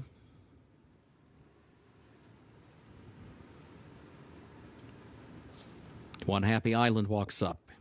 Rethink awaits. Now comes forward.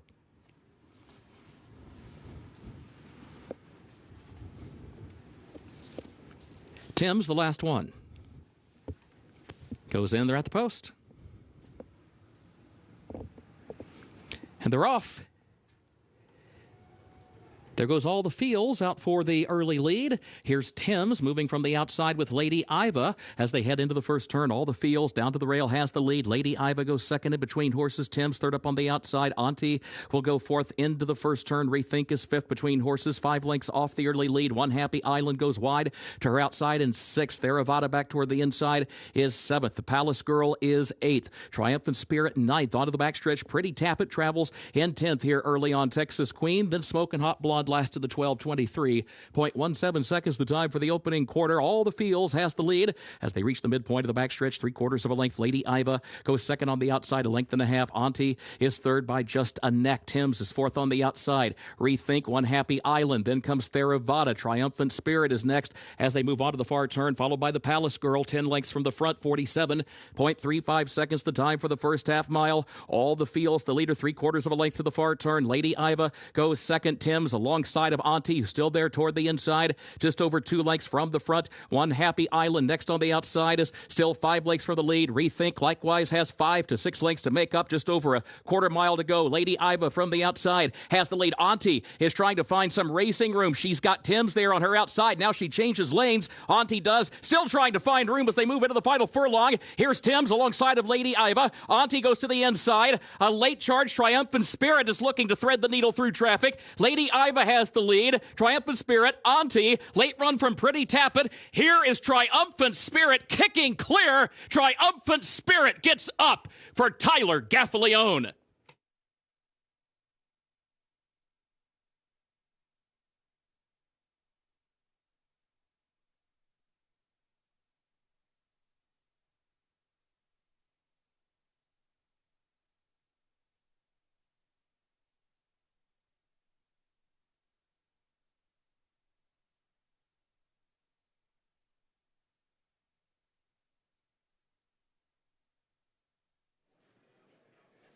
Triumphant Spirit with an impressive performance here today, and what a hard-fought battle for these fillies. Auntie, she had nowhere to go. She was pushed up to the inside. Ben Curtis didn't have an option there. Finally, the 3 backs out of that space and gives her some room to work with. But here comes the number 1 horse, Triumphant Spirit, able to angle around the 10 horse after coming up almost to her heels in the earlier stage of this lane run, and she pulls off the victory. An impressive performance off the 10-month layoff for Pocket Aces Racing and trainer Brendan Walsh.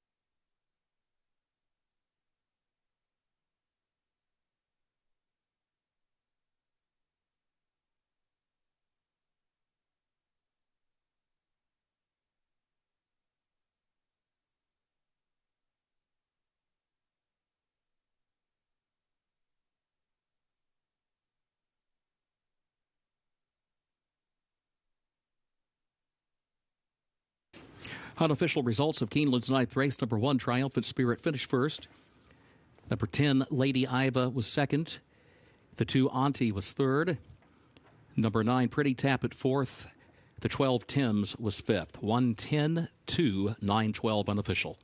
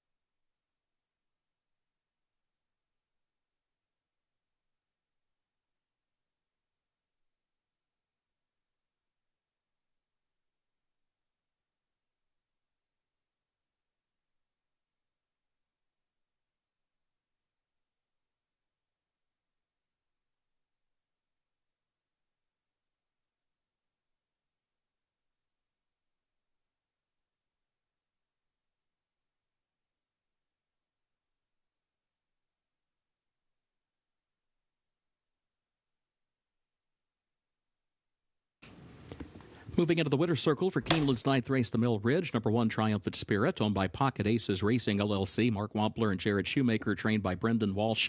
2 wins today for jockey Tyler Gaffalione. Triumphant Spirit, 3-year-old filly by War of Will, out of Sweet Candy Dance by Twirling Candy, bred in Kentucky by Delia Nash and June Park. Keeneland September graduate, Triumphant Spirit, 1 minute 36.83 seconds for the mile over the firm turf.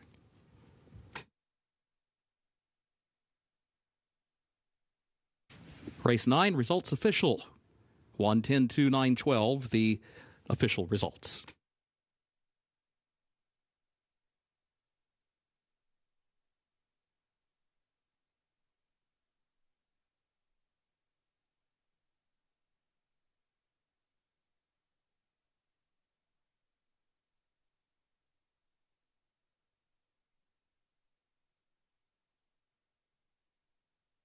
Pick 6 pays on 6 of 6 with a consolation 5 of 6. Late pick 5 on 5 of 5 with a consolation 4 of 5. No carryover for the Toyota Super High 5 when live racing resumes here at Keeneland tomorrow, 1 p.m. Eastern.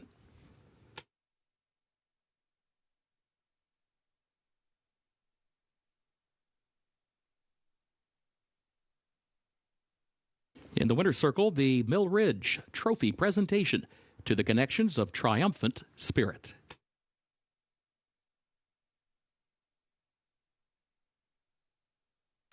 Simulcasting will remain open for another 10 minutes. You may advance wager any races occurring after that time.